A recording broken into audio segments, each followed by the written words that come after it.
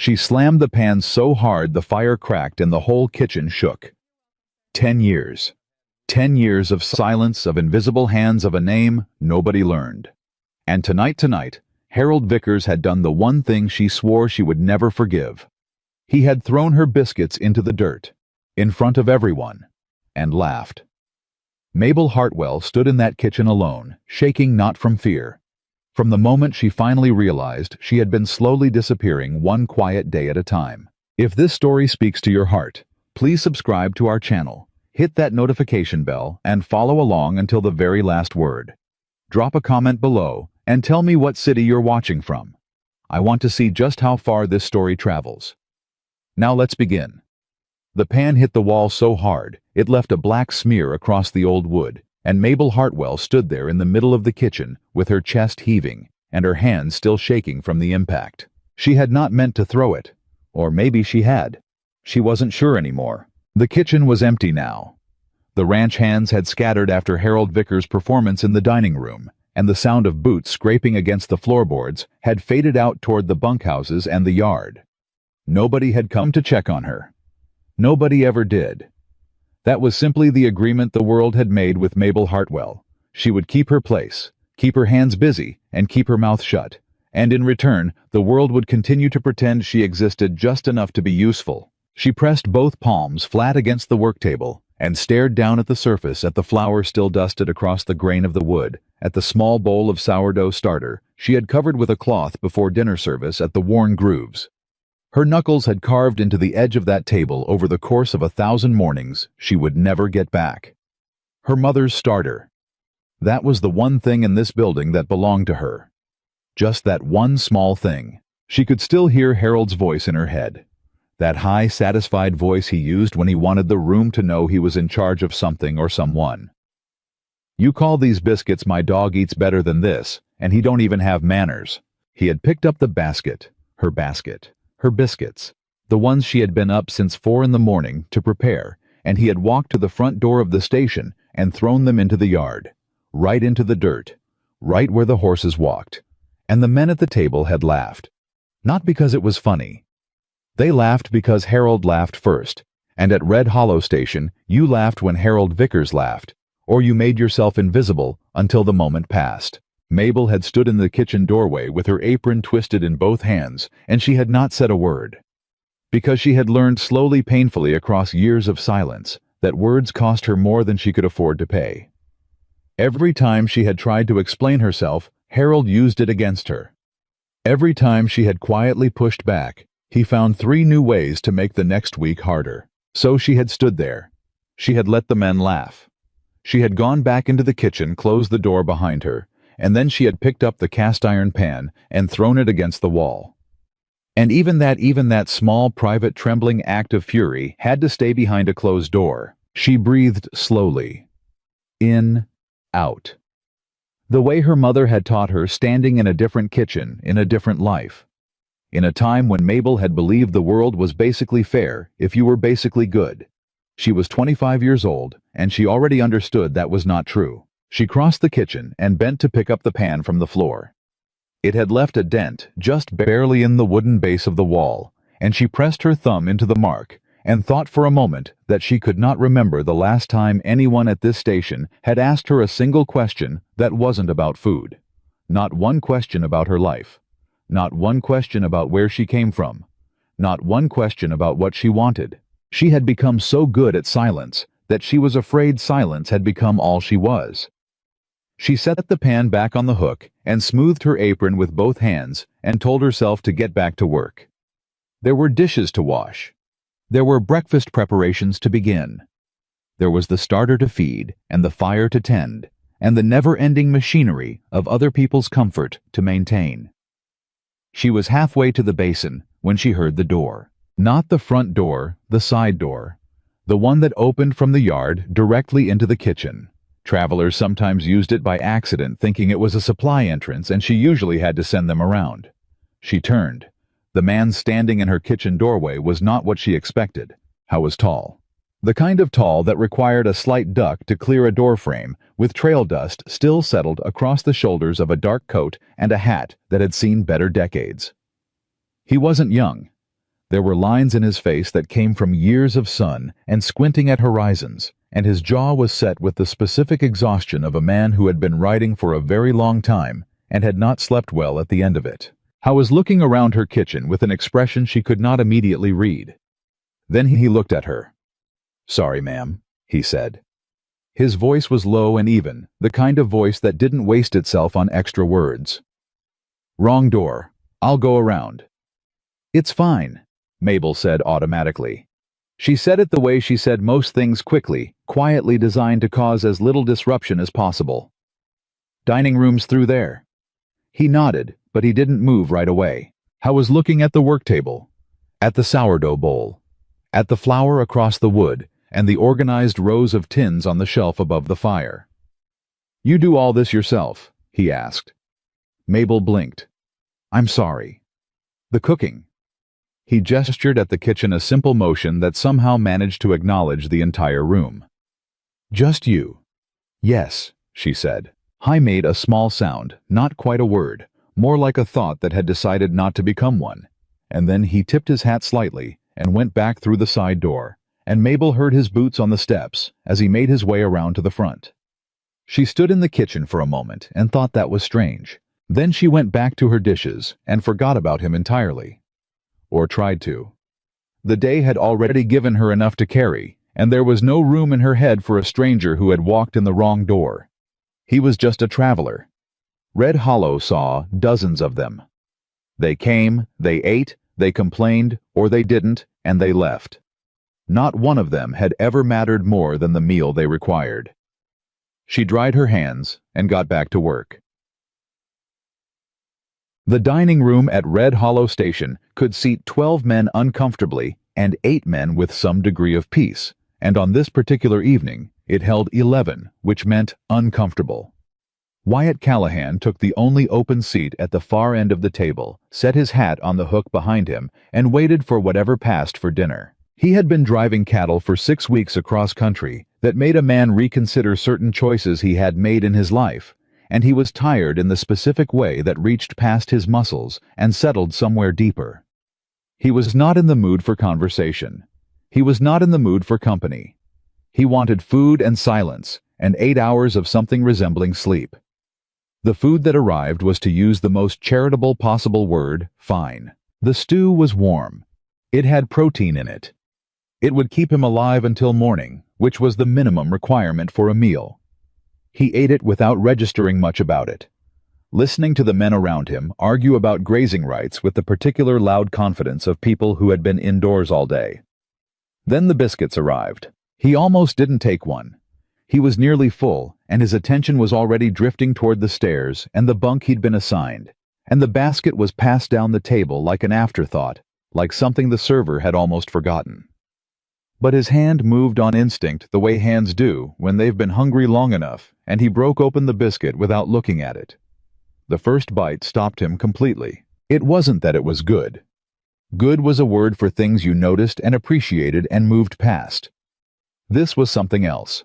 This was the kind of thing that made a man pause mid-motion, with his arm still raised and his jaw working slowly, as if his body needed to verify that what it was experiencing was real. The biscuit was warm in the center, the way things are only warm when they've just come from somewhere that understood heat, not just applied it, but understood it.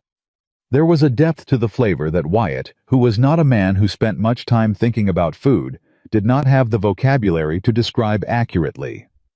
It was the flavor of something that had been made by someone who knew exactly what they were doing and had somehow decided to do it beautifully, even in a place that would never notice. He set down his fork. Around him, the argument about grazing rights continued. Nobody had paused. Nobody had reacted. The basket had been passed and accepted, and the biscuits had been eaten with the same unconscious efficiency applied to the rest of the meal. Wyatt looked at the basket. He looked at the men around the table. He looked back at the basket. "Who baked these?" he asked. The argument paused. Several men looked at him with the expression people use when they cannot determine whether a question is serious. "The biscuits," Wyatt said, because he was not a man who repeated himself often, and he wanted it understood he was doing so now by choice. "Who made them?" A silence settled over the table that felt slightly larger than the room warranted. Then, one of the men, a broad, weathered ranch hand with a beard that had stopped being groomed sometime around 1880, jerked his head toward the back of the room, toward the kitchen door. "Girl back there," he said. "Just the kitchen girl." Just the kitchen girl. Wyatt turned to look at the door. It was slightly ajar, and through the gap he could see a lamp burning and the shape of someone moving. Then the movement stopped. And in the stillness of that moment, through the narrow strip of space between the door and the frame, he could see her. She was standing completely still with a cloth in her hands, and her head turned slightly toward the dining room, as if she had heard something, or perhaps nothing. Perhaps she had simply sensed the strange weight of a silence that had occurred because of her. She looked surprised. That was what struck him most. Not nervous, not defensive, surprised. The expression of someone who had not expected to be noticed, who had perhaps stopped expecting it so long ago that the capacity for that particular surprise had begun to atrophy. He looked at her for exactly one moment. Then the door swung back to its original position, and she was gone behind it. Wyatt turned back to the table. "She bakes like that every night?" he asked. The bearded man shrugged. "Reckon so. Never thought about it." "Never thought about it," Wyatt repeated. He looked down at the remaining half of his biscuit and said nothing more. He told himself he was done with Red Hollow Station. He finished the meal paid. What was owed went upstairs, lay on the bunk with his hands folded on his chest, and stared at the ceiling with the calm, deliberate blankness of a man who has trained himself not to think about things he cannot immediately resolve. He was practical by nature. He dealt in animals and land and the measurable, manageable problems of ranch life. He was not a man who invented complications where none were required. But the question came anyway. Somewhere around midnight, in the particular silence when the station had gone quiet enough that a man couldn't outrun his own mind. Why does someone who can bake like that look that surprised when somebody notices it was not his concern? It was absolutely not his concern. He had a ranch to return to and a crew waiting on decisions he'd been too long in making. He had real problems, the kind with mud and muscle and money attached to them. How was asleep before he resolved anything? He was back at Red Hollow Station 6 days later. He told himself it was about supplies. He stayed for dinner. The biscuits were, if anything, better the second time. He had been wondering all week if his exhaustion had altered his judgment on the first tasting. If perhaps hunger and 6 weeks of trail food had lowered his standards enough that anything warm would have tasted extraordinary. They were not ordinary. I took 2 from the basket this time, and he ate them slowly, and he paid attention. Then he pushed back from the table and did something he had not done on the first visit. He walked to the kitchen door and knocked. There was a pause. A brief one, but a pause nonetheless, the sound of a small sound on the other side, like someone recalibrating. "Come in," said a voice. He opened the door. She was at the fire, stirring something, and she turned when he entered with an expression that moved through several stages in the span of a single second. First surprise. Then the quick smoothing of surprise into neutrality that suggested she had been practicing that transition for a long time. "Sir," she said. She was polite with the practiced efficiency of someone who had been trained to be polite to people regardless of what she thought of them. "Is something wrong with your meal?" "No," Wyatt said. He looked around the kitchen, smaller than he had imagined. Everything in it was arranged with a precision that spoke less of decoration than of necessity. When you had limited tools and limited space, you learned exactly where everything needed to be. "The biscuits," he said. She waited. "I wanted to tell you," he said. He was not accustomed to this kind of conversation, and he could hear the awkwardness in his own voice, which was not something he experienced often. "They're excellent." She stared at him, not rudely, not blankly. She stared at him the way a person stares when they have received information in a language they theoretically speak, but have not heard used in so long that the processing takes a moment longer than it should. "Thank you," she said finally. Her voice was careful, like she wasn't sure whether the words were safe to accept. "How long have you been here?" he asked. The wariness sharpened slightly behind her eyes.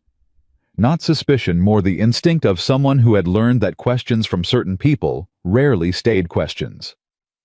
6 years, she said. He nodded. Where'd you learn to cook? My mother.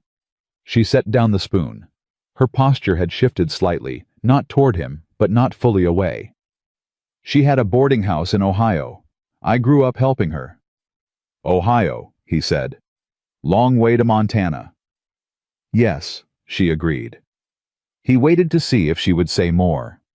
She didn't. She had learned he suspected not to offer more than what was asked for.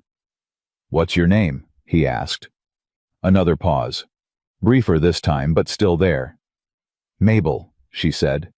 Mabel Hartwell. He took off his hat, an automatic gesture, the kind of thing a man did without thinking when he finally understood that a room deserved more courtesy than he had been giving it. Wyatt Callahan, he said. My ranch is about 40 miles north of here, Callahan Ridge. She nodded, as if this information was interesting, but not immediately relevant to her life. The biscuits, he said again. The starter that's sourdough. Something shifted in her face. Just slightly. The wariness moved sideways, and something quieter and less armored appeared for a moment in its place. Yes, she said. My mother's starter. She kept it 22 years. I've had it for 3. 25 years, he said. That's a piece of history. Yes, Mabel said softly.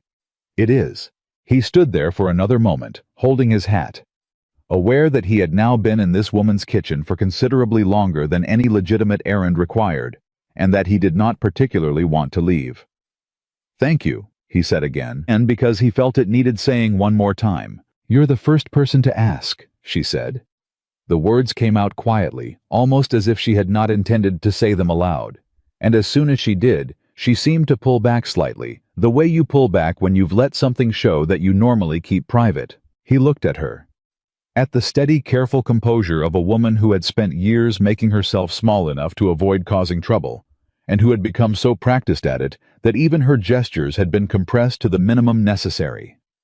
He thought about the biscuits, about what it meant to do something that well, to carry that much care and skill and knowledge in a place that didn't even bother to ask your name. He put his hat back on. Well, he said, you should be asked more often. He went back to the dining room.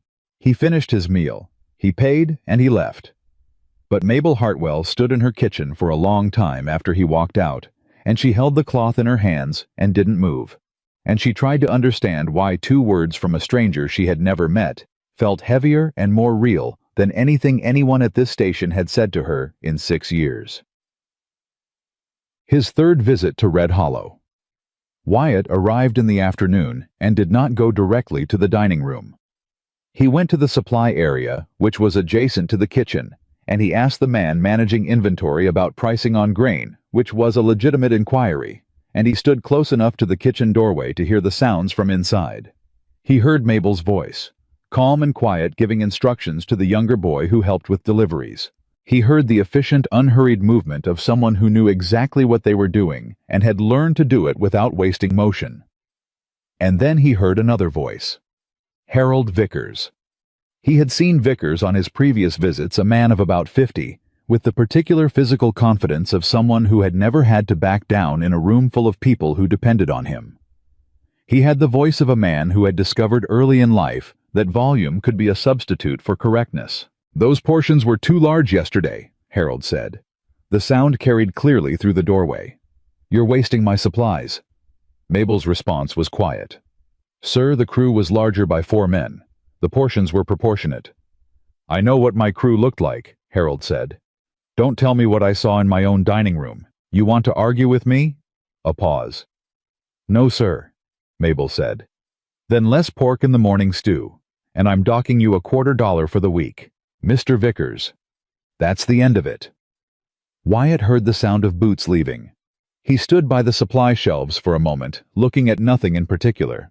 Then he set down the grain list he'd been holding and walked slowly away from the door and outside, where the late afternoon light was going gold across the yard.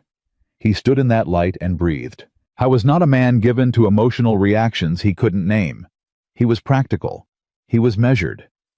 People who knew him well would have described him as a man who thought before he moved, who required considerable evidence before he changed course, who did not make decisions based on feelings he couldn't justify to himself. But standing in that yard, listening to the dust settle after Harold Vickers had walked away from a woman who had done nothing wrong, Wyatt Callahan felt something settle in him with the specific quiet certainty of a man who has made a decision without entirely meaning to.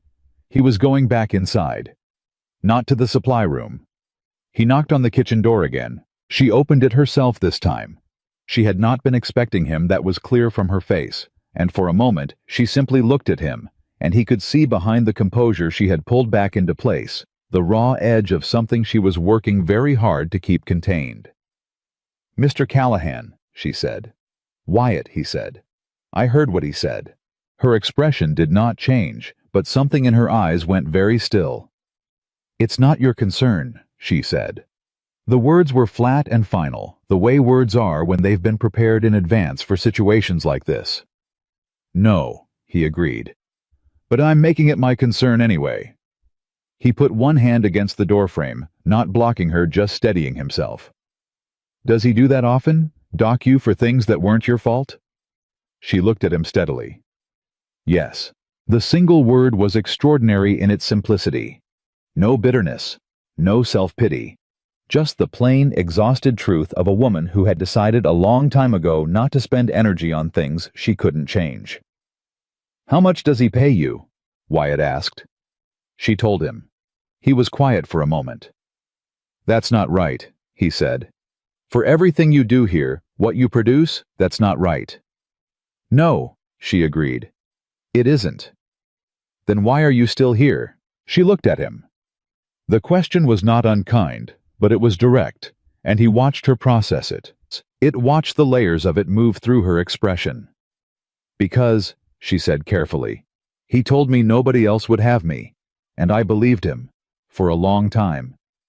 And now," she looked down at her hands, then back up, "now I'm less sure." Wyatt held her gaze for a moment. Then he said, "I need a cook at Callahan Ridge, a real one, someone who actually knows what they're doing." She was very still. "Not charity," he said before she could speak. "I don't offer charity. I need someone with skill, and you have it. More than anyone I've come across on the trail or off it." He paused. "Fair wages, real ones. You'd have the kitchen to yourself, nobody comes in without your say. It's a full crew, about 14 men, harder work than here, but the arrangement would be honest." Mabel looked at him. She looked at him for so long that the silence began to have weight, and Wyatt was the kind of man who could sit inside a weighted silence without flinching, so he waited. "Why?" she said. The word was quiet and real and not at all rhetorical. "Why me? You don't know me." "I know your biscuits," he said. "And I know what it means when someone puts that kind of care into something that nobody even bothers to notice. That tells me more about a person than most conversations do." She turned away from him slightly, and he watched her press her lips together and look out toward the fire, and he could see the war in her, the part of her that had learned to be cautious against the part of her that was perhaps very tired of being cautious. "I would need time," she said, "to think about it." "Take it," he said. "You'd have to give me a few days." "I'll be at the Gable posting station Thursday," he said. "Send word there if your answer is yes. If I don't hear from you, I'll understand." He put his hat on. He looked at her one more time, at the careful, contained, extraordinary woman standing in a kitchen that was too small for everything she was capable of, and he said, "Whatever you decide, Mabel, I want you to know something. What you do here matters, even if nobody in that dining room ever thought to say so." He left. She stood in the kitchen for a very long time. She looked at her starter, at the small bowl covered with cloth. The living thread between her and her mother and everything she had once believed her life might become, and she pressed one hand flat against the surface of the work table, and she breathed. In. Out. The way her mother had taught her. She made her decision slowly, the way she did everything with the full weight of her attention applied to it. She made it alone in the kitchen at night while everyone else slept, and on Thursday morning she wrote a letter. 2 weeks later, Mabel Hartwell left Red Hollow Station at dawn. She did not tell Harold Vickers she was leaving until the morning of her departure. She told him simply without drama, looking him directly in the face the way she had not permitted herself to do in years, because there had never been a safe reason to. His reaction was exactly what she had expected. "You'll come back," he said. The certainty in his voice was absolute. "Nobody up there is going to put up with a woman running a kitchen her own way. You'll be back inside a month." Mabel looked at him. She thought about the pan she had thrown against the wall. She thought about 10 years of quiet fury, and 10 years of silence, and 10 years of a woman slowly convincing herself that invisible was the same thing as safe. "No," she said. "I won't." She picked up her bag. In it, wrapped carefully in cloth, and nested inside a small sealed crock, was her mother's sourdough starter. 25 years old. Still alive. She walked out of Red Hollow Station into the pale gold of a Montana morning, and she did not look back because she had learned a long time ago that looking back too long was how a person stopped moving forward. 40 miles north. Callahan Ridge waited, and for the first time in longer than she could clearly remember, Mabel Hartwell was walking toward something instead of simply standing still inside it. She didn't know what came next. She was afraid in the specific quiet way that people are afraid when they've decided to want something again, after a long time of not permitting themselves to want anything at all. But she was walking, and her starter was alive, and somewhere ahead of her, a man had asked a question that nobody else had thought to ask, and in asking it had reminded her of something she had almost allowed herself to forget entirely. That she existed, that she mattered, that the biscuits and everything they represented were worth someone stopping for. The 40-mile ride to Callahan Ridge took Mabel the better part of a day, and she spent most of it sitting straight in the wagon. She'd hired her bag on her lap, and her crock of starter wedged carefully between her feet, telling herself she had not made a mistake.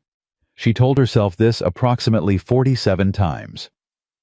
By the time the wagon rolled through the gate of Callahan Ridge Ranch, she had almost convinced herself it was true. The ranch hand who met the wagon at the gate was a young man named Buster.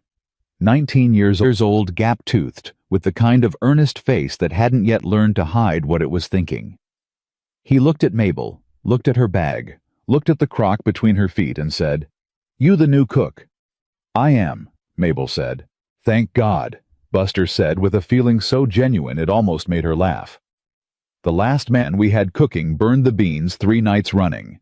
I think he burned them on purpose just to get out of the job." He helped her down from the wagon, with the careful courtesy of someone who had been raised right and wasn't sure of the protocol, but was determined to do it correctly, and he carried her bag without asking which she appreciated more than she showed. Wyatt was waiting at the kitchen door. He looked exactly as he had at Red Hollow Trail worn, direct, the kind of man who didn't rearrange his face for situations. He took off his hat when he saw her, which was the same instinctive gesture he'd made in her kitchen, and it struck her again the way it had the first time as something automatic not performed. "You made it," he said. "I said I would," Mabel replied. Something moved briefly at the corner of his mouth. "You did." He showed her the kitchen. It was larger than Red Hollow's, considerably larger, with a real cast-iron range, instead of the open fire she'd been managing for 6 years, and shelves that went all the way to the ceiling, with enough room on them to actually organize things properly. There was a separate cold storage room, a dry goods cabinet that locked, and a window that faced east, so the morning light came in clean and early. Mabel stood in the center of it, and turned slowly, and did not say anything for a long moment. "It needs work," Wyatt said. He was leaning against the doorframe watching her take inventory. "Previous cook left it in a state, but everything's here." "It's fine," Mabel said, and then, because she was trying to be accurate and not just polite, "It's better than fine. It's a good kitchen." "It's yours," he said simply. "Nobody comes in without asking you first. I already told the crew." She looked at him. "Did they listen?" "They will," he said in the tone of a man who was accustomed to things happening the way he said they would not from arrogance, but from the plain experience of having earned the authority he carried. Mabel set her crock on the center of the work table. "I'll need to start the starter fresh," she said. "It needs to be fed after traveling, I won't have bread ready until day after tomorrow. Understood. Tonight I can do beans biscuits from dry starter salt pork if you have it. We have it. Then I'll need a full inventory of what's in that cold room and what's in the dry cabinet before I can plan the week. I'll have Buster bring you the list. She nodded. She was already moving, checking the range, testing the flue, opening the dry cabinet to assess what she was working with. Wyatt watched her for another moment. Then he said, "Mabel." She turned. "I'm glad you came," he said. Just that. No elaboration. She held his gaze for a moment. "I haven't decided yet if I am," she said honestly. "Ask me in a month." He almost smiled at that. She could see it the way it started, and then settled back into the steady, serious line of his face. "Fair enough," he said. He left her to her kitchen. She stood alone in it for exactly 30 seconds, breathing it in, letting herself feel the reality of being somewhere new. Then she put on her apron, and she got to work. The first week was harder than she expected. Not the cooking. She could have cooked for 40 in her sleep by that point. The cooking was the easiest part.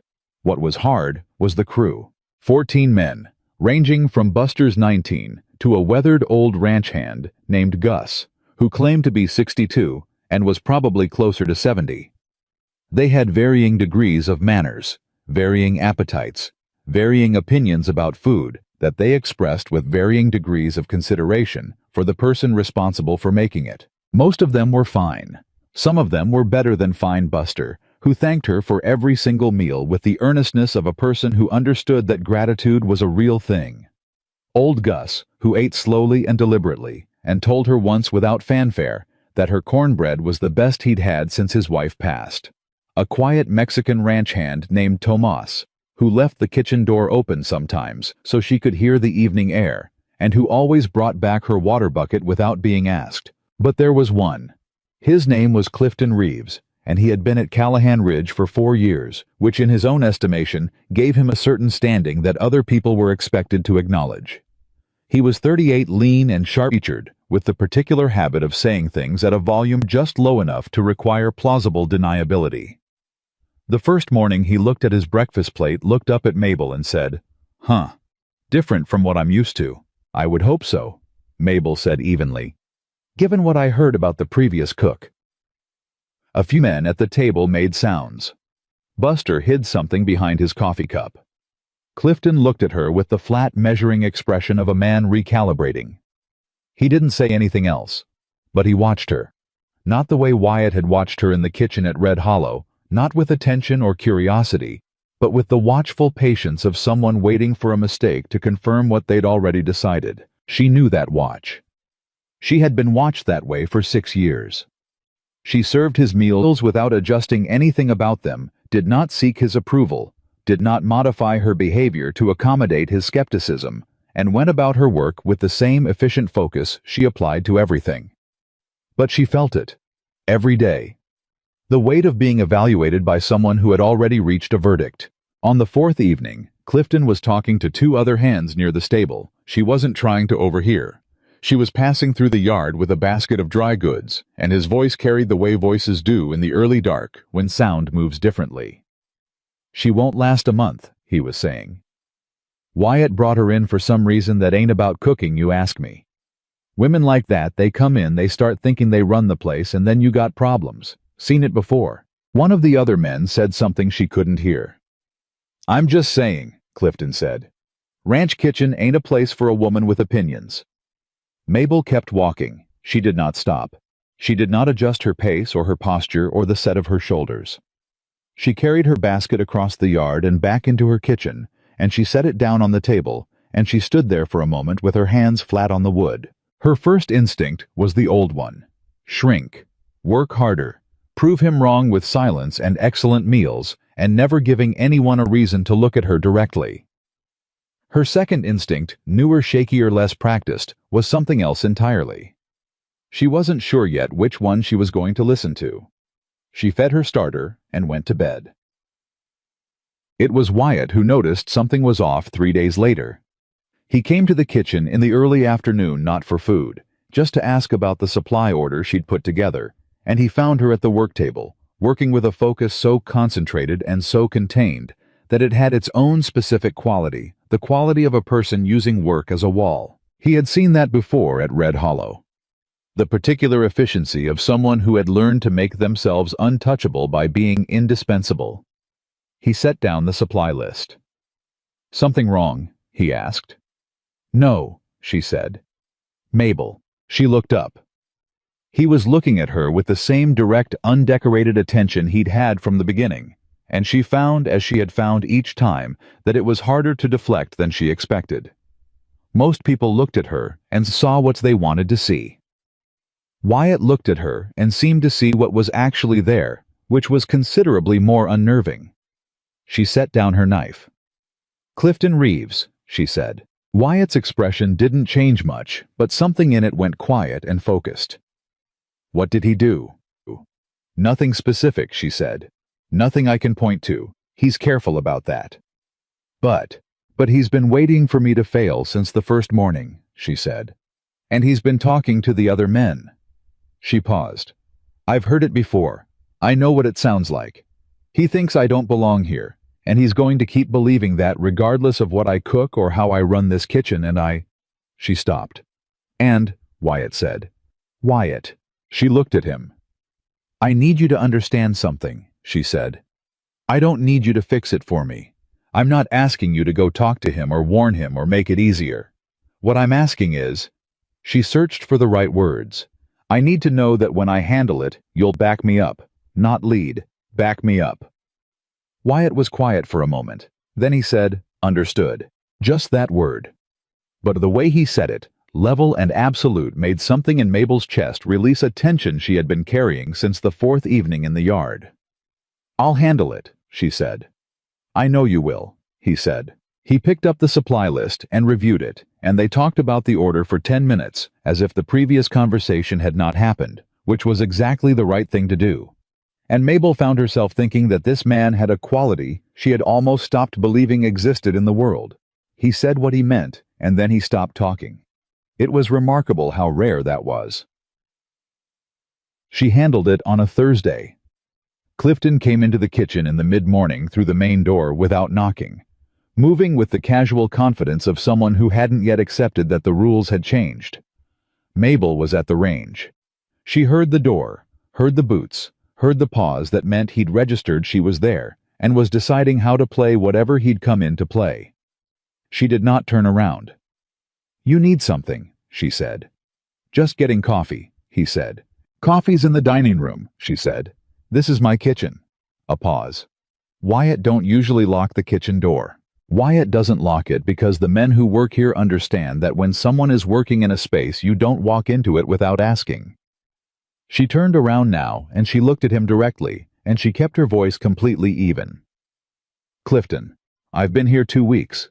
You've decided in that time that I don't belong here, that I'm not qualified, and that whatever the reason I was hired, it probably wasn't about the cooking. I know because you said it in the yard Tuesday evening in sound carries." His face did something complicated. "So let me tell you something," she said. "I have been cooking for other people since I was 9 years old. I ran a kitchen feeding 20 travelers a day for 6 years by myself on wages that would have made your weekly pay look generous.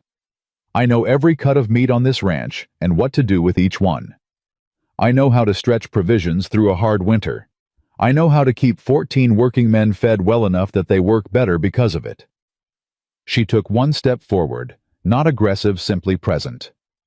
"I'm not here because someone did me a favor.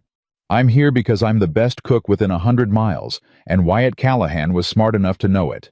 You can decide that bothers you. That's your right. But if you walk into my kitchen again without asking, or if I hear you spreading your opinion about me to the other men, I will speak to Wyatt, and the conversation will not go the way you're hoping." Clifton stared at her.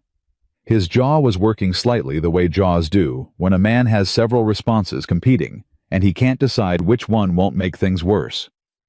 "You done?" he said finally. His voice was controlled, but there was something underneath it that had shifted. "Coffee's in the dining room," Mabel said. "You're welcome to it." He left. Mabel turned back to the range and breathed slowly. Her hands were not shaking. She had half expected them to, But they weren't. She stood there in the quiet of her kitchen. Her kitchen, and she let herself feel for exactly one moment the very strange and not entirely comfortable sensation of having stood her ground in a way she had not in 6 years at Red Hollow permitted herself to do even once. It felt like something stretching back into shape after being compressed for too long. It hurt a little, but it was the right kind of hurt. Wyatt heard about it from Buster, who had witnessed the end of it from the dining room doorway and reported it to Wyatt that afternoon, with the breathless admiration of someone who had just watched something they didn't fully understand, but knew was significant. She looked right at him, Buster said, with the reverence of someone describing a natural phenomenon. Clifton Reeves, who I have personally seen make Harlan McCready back down just by looking at him. She looked right at him and she just talked, like she wasn't scared at all. Wyatt listened to this without comment. "Is she going to be okay?" Buster asked. "Clifton ain't the type to let things go easy." "She'll be fine," Wyatt said. "How do you know?" Wyatt thought about the woman he'd first seen through a kitchen doorway in Red Hollow, surprised that anyone had noticed her. He thought about the way she'd asked him why before she accepted anything. He thought about the way she'd told him this morning with complete calm that she would handle it herself. "Because she's been handling worse than Clifton Reeves for longer than he knows," Wyatt said. Buster considered this. "Huh," he said. "Yeah, reckon so." What happened next, nobody had quite planned for. It happened at dinner 3 days after the kitchen confrontation, and it was one of those moments that starts as something small and becomes something else before anyone in the room understands the shift has occurred. Mabel had made pot roast. Not a complicated dish, she hadn't tried to be impressive, she'd simply done it correctly, which meant low heat for a long time, and the right seasoning, and the understanding that a good pot roast required patience more than technique. The men ate. The room had the particular comfortable noise of people who are genuinely satisfied not talking about the food, just talking at ease in a way they hadn't quite been at the beginning of her 2 weeks when everything had still been adjustment and uncertainty. Old Gus at the far end of the table put down his fork and said to nobody in particular, "My Ellen made pot roast like this." The table went quiet, not uncomfortably, just the natural quiet of men who knew that Gus's wife had been gone 4 years and that he didn't mention her often. "How long were you married?" Mabel asked. She was still by the range, but she looked up when she spoke. Gus turned to look at her, as if surprised she'd been listening. Then something in his face softened in the way that old men's faces soften when they've been carrying something heavy for a long time, and someone finally just asks. 31 years, he said. "That's a long time to know someone," Mabel said. "Not long enough," Gus said simply. The table was quiet. Buster was looking at his plate. Tomas had his hands folded on the table with the stillness of someone in a church, and Clifton Reeves at the middle of the table was looking at Mabel with an expression that was not the expression he'd been wearing for 2 weeks. It wasn't warm exactly, but the flatness had changed into something less certain of itself. She served the second round, and the conversation moved on, but something had shifted in that room that was harder to name than a confrontation and harder to unhappen than an argument. She had not performed for them. She had not tried to be liked. She had simply asked, and listened, and treated an old man's grief as if it deserved to be treated. After dinner, when the men had gone and the kitchen was clean, Mabel sat at the work table with a cup of coffee and her sourdough starter, and she checked the starter's progress with the same careful attention she gave to everything, and she thought about the small specific weight of being seen. Not celebrated, not thanked, just seen. It was a quieter thing than she had imagined it would be. But it was also more than she had allowed herself to want for a very long time. Wyatt came to the kitchen late that night. She was still at the table. It was a habit she'd developed over the years, this late hour in the kitchen, when everything was clean and settled, and she had a few minutes that belonged entirely to herself. She heard his knock and said, "Come in," and he entered with 2 cups of coffee, which surprised her enough that she didn't speak for a moment. He set 1 cup in front of her, and sat on the stool on the other side of the work table, not across from her exactly. More at an angle the way people sit when they're not having an official conversation, but something that happens alongside one. Gus didn't talk about Ellen for 2 months after she passed, he said. Not once. Tonight's the first time I've heard him say her name at dinner. Mabel looked at her cup. He just needed someone to ask. Maybe, Wyatt said. Or maybe he needed someone to ask who actually wanted to know the answer. She looked up at that. He was looking at his coffee, not at her, which made it easier to hear. Clifton, she said. Is he going to be a problem? Wyatt was quiet for a moment. He might be. He doesn't back down from things easily. Neither do I, she said. I know. He looked up then. You know what I noticed about you the first time I came to your kitchen at Red Hollow? She waited. You had organized that kitchen to survive, he said. Not just to function, to survive. Every tool within reach. Every supply accounted for. Nothing wasted. Like someone who had learned that if they ran out of anything, nobody was going to replace it for them. He paused. That takes a particular kind of mind. The kind that keeps track because it has to, because the alternative is being caught without what you need. Mabel looked at him. That same mind, he said, is what I need running this ranch's provisions through a hard winter. You see things before they become problems. I've watched you do it for 2 weeks. You ordered more salt pork before I realized we were running low. You noticed the cold storage door wasn't sealing right and fixed it before anything spoiled. You know this ranch's needs better after 2 weeks than the previous cook knew them after a year. She was quiet. I'm telling you this, he said, because I don't think anyone has told you in a while that what you are is an asset, not a liability, not something to be tolerated, something that actually matters to how this place runs. Mabel pressed both hands around her coffee cup. She had heard compliments before. She had heard people say the food was good, or the kitchen was well run, or the meal was better than expected. Those compliments had always felt like receipts' acknowledgement of a transaction, nothing more. This was not that. This was someone describing her. The actual her, not what she produced, but how she thought, how she operated, the specific shape of how she moved through the world. She didn't know what to do with it. I'm not sure how to respond to that, she said honestly. You don't have to, he said. I just thought you should hear it. They sat in silence for a while. Not an uncomfortable silence, the kind of silence that happens between people when they have said the honest thing, and neither one feels the need to immediately bury it under more words. Mabel looked at her starter still in its crock on the table. My mother used to say, she said slowly, that the starter was the most honest thing in a kitchen. You can't fake it.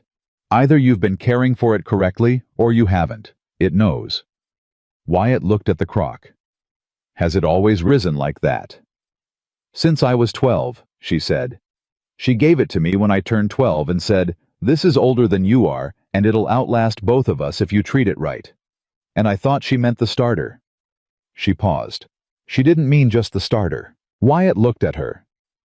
She meant that things worth having, Mabel said, require consistent, honest care, not grand gestures, just steady daily showing up.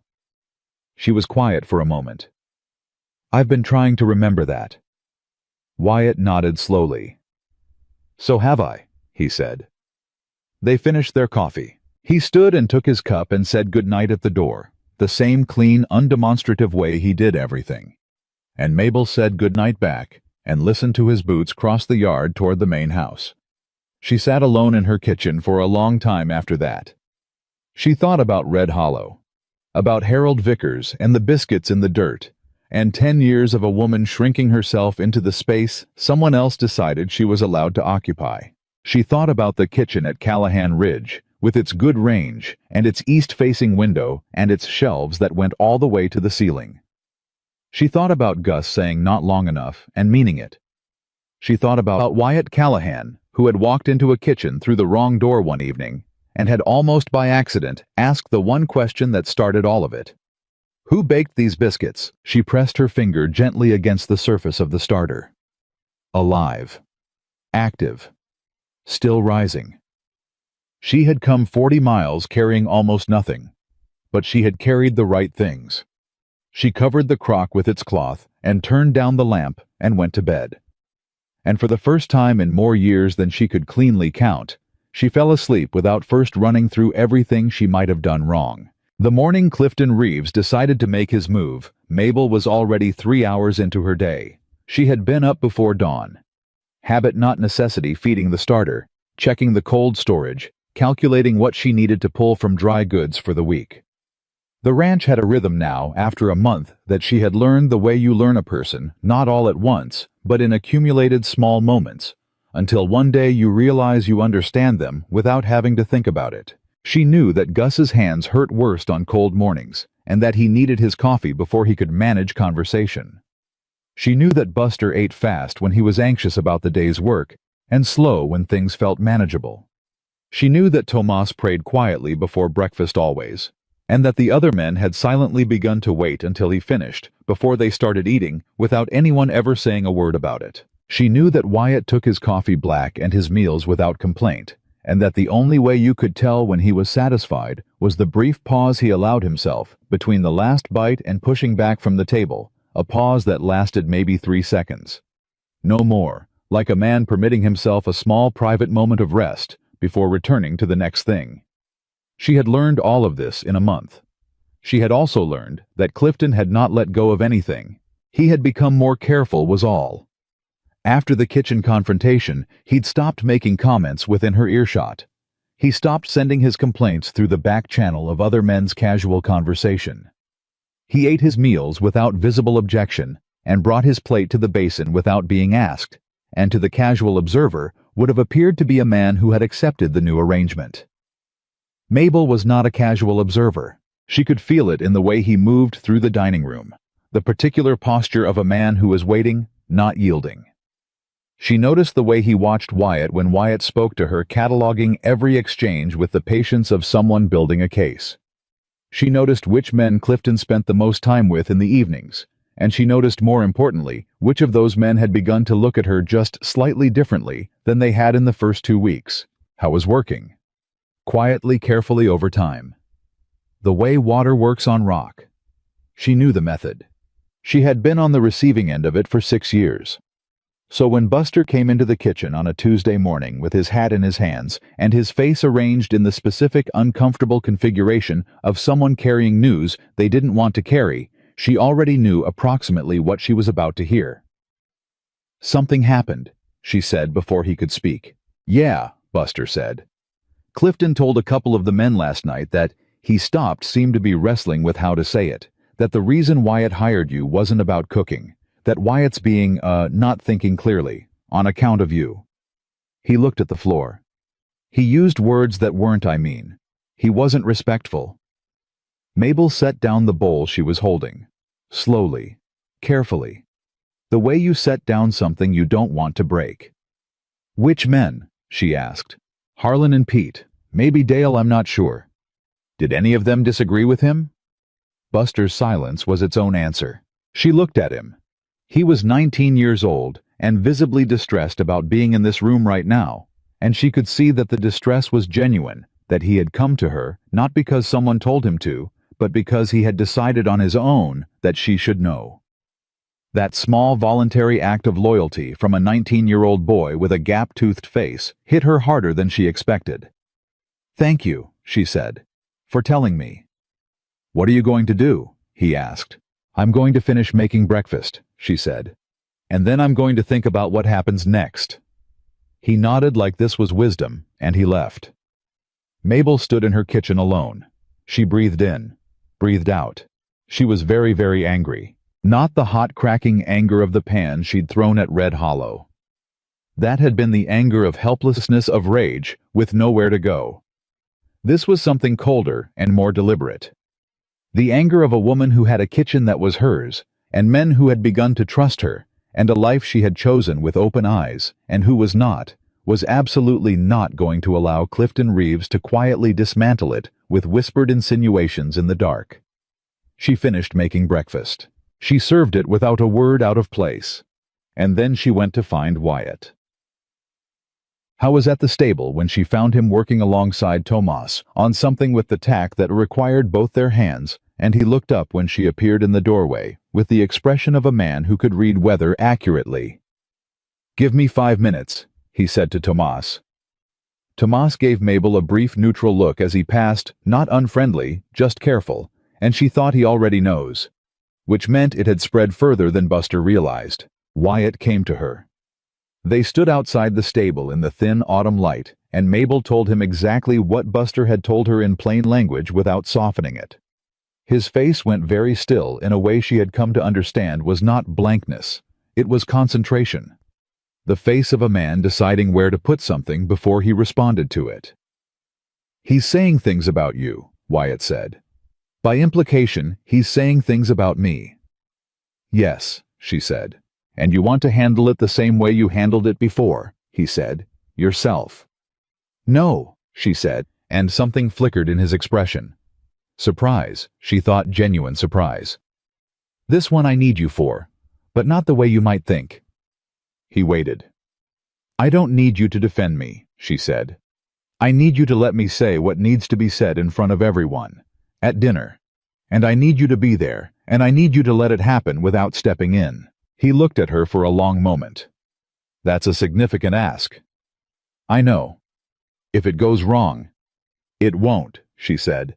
"But if it does, I'll accept the consequences. This is my problem, Wyatt. Clifton doesn't believe I belong here because I'm a woman with authority in a space where he thinks women shouldn't have authority. The only way to end that is to make it visible. All of it. In the open, where everyone can see it." How was quiet for a moment. She could see him working through it, not looking for reasons to say no, she understood, but looking for the version of yes that was most honest. "All right," he said. "You'll stay out of it."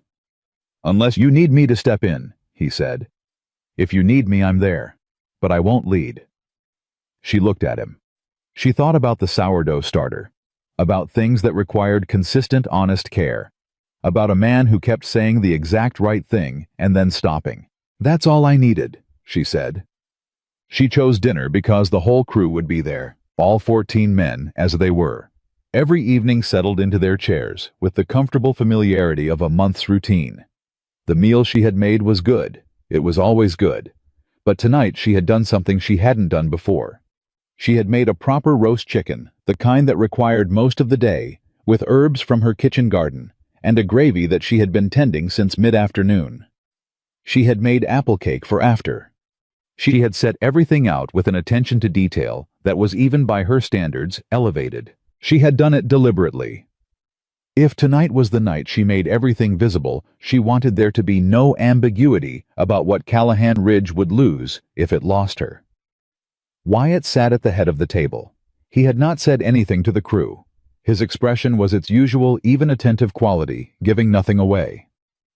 The men were halfway through dinner when Mabel came out of the kitchen. She didn't stand in the doorway. She came fully into the dining room, which she rarely did once service was underway, and she stood at the near end of the table and waited until the conversation tapered and the men looked at her. "I have something to say," she said. "I'm going to say it once, and then we're not going to talk about it again." The table went quiet, with the specific quality of quiet that happens when people suddenly understand this is not casual. She looked directly at Clifton. Howe was sitting 4 men down on her left, and she saw the moment he registered where her gaze had landed, saw the way his jaw shifted slightly, the first genuine crack in his composure in weeks. "Since I arrived at this ranch," she said, and her voice was clear and steady, and did not apologize for taking up space in the room. "Someone at this table has been working to convince the men here that I don't belong. That the reason I was hired had nothing to do with my ability to do my job. That Wyatt Callahan, who has built this ranch through 14 years of honest work, made a decision based on something other than judgment." Nobody moved. "I'm not going to tell you who it is," she said, "because you all know, and the ones who don't know enough to understand what I'm describing." She saw Harlan look at his plate. She saw Pete go very still. "Here's what I want to say to that," she continued. "I ran a kitchen at Red Hollow Station for 6 years on wages that barely covered my meals. I cooked for strangers who never learned my name.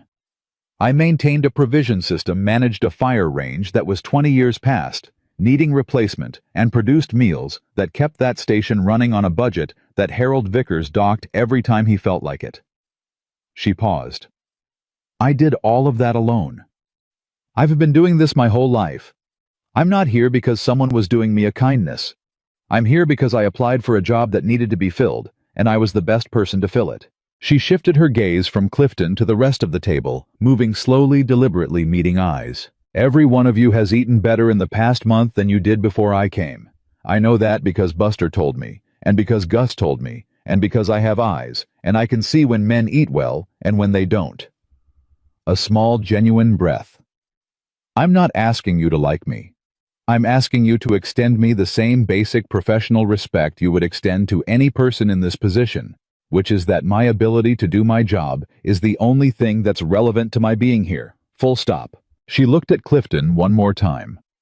If that's not something you can manage, she said quietly, then the problem is yours, not mine, and not Wyatt's. She turned and walked back into the kitchen. Behind her, the dining room was completely silent. She stood at her range, and she breathed slowly and deliberately, and she waited. She heard Wyatt's voice, not the words, just the tone, low and measured. Then she heard Clifton's voice, shorter than she expected. Then nothing. Then the sound of the table resuming carefully at first. Then, with increasing normalcy, the way things returned to movement after a shock.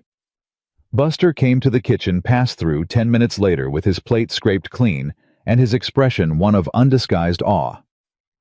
Clifton left, he said. Got up and went to the bunkhouse without finishing his meal. All right, Mabel said. Wyatt didn't say anything to him, Buster said. He just let him go. Yes, she said.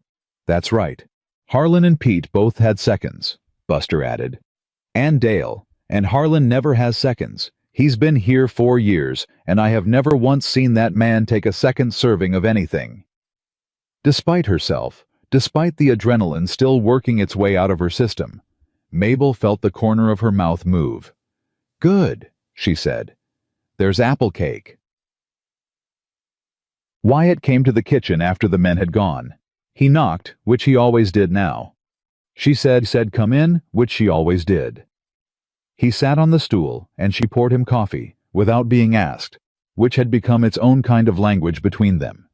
The small, unprompted gestures that accumulate between people who are paying attention to each other. Clifton will ask to leave, he said. Maybe tomorrow, maybe the end of the week, but he'll ask. Will you let him? She asked. Yes, he said simply. He made a choice about what kind of place he wanted this to be. That's not the choice I'm making. She nodded.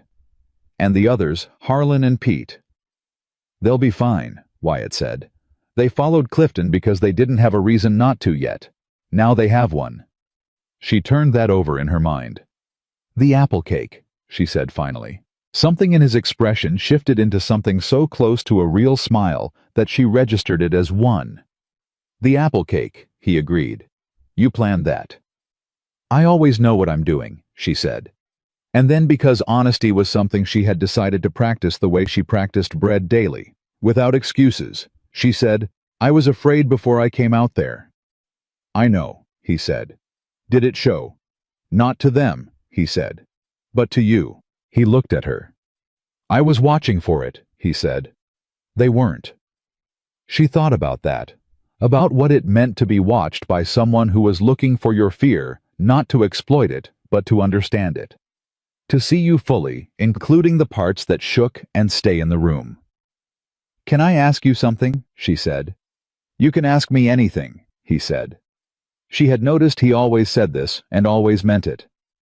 Why do you keep coming to the kitchen at night? I was quiet for a moment. Not avoiding it, she had learned the difference between Wyatt Callahan avoiding something and Wyatt Callahan actually thinking before he spoke. He was thinking. Because, he said, it's the only room on this ranch where somebody is honest about things. She looked at him.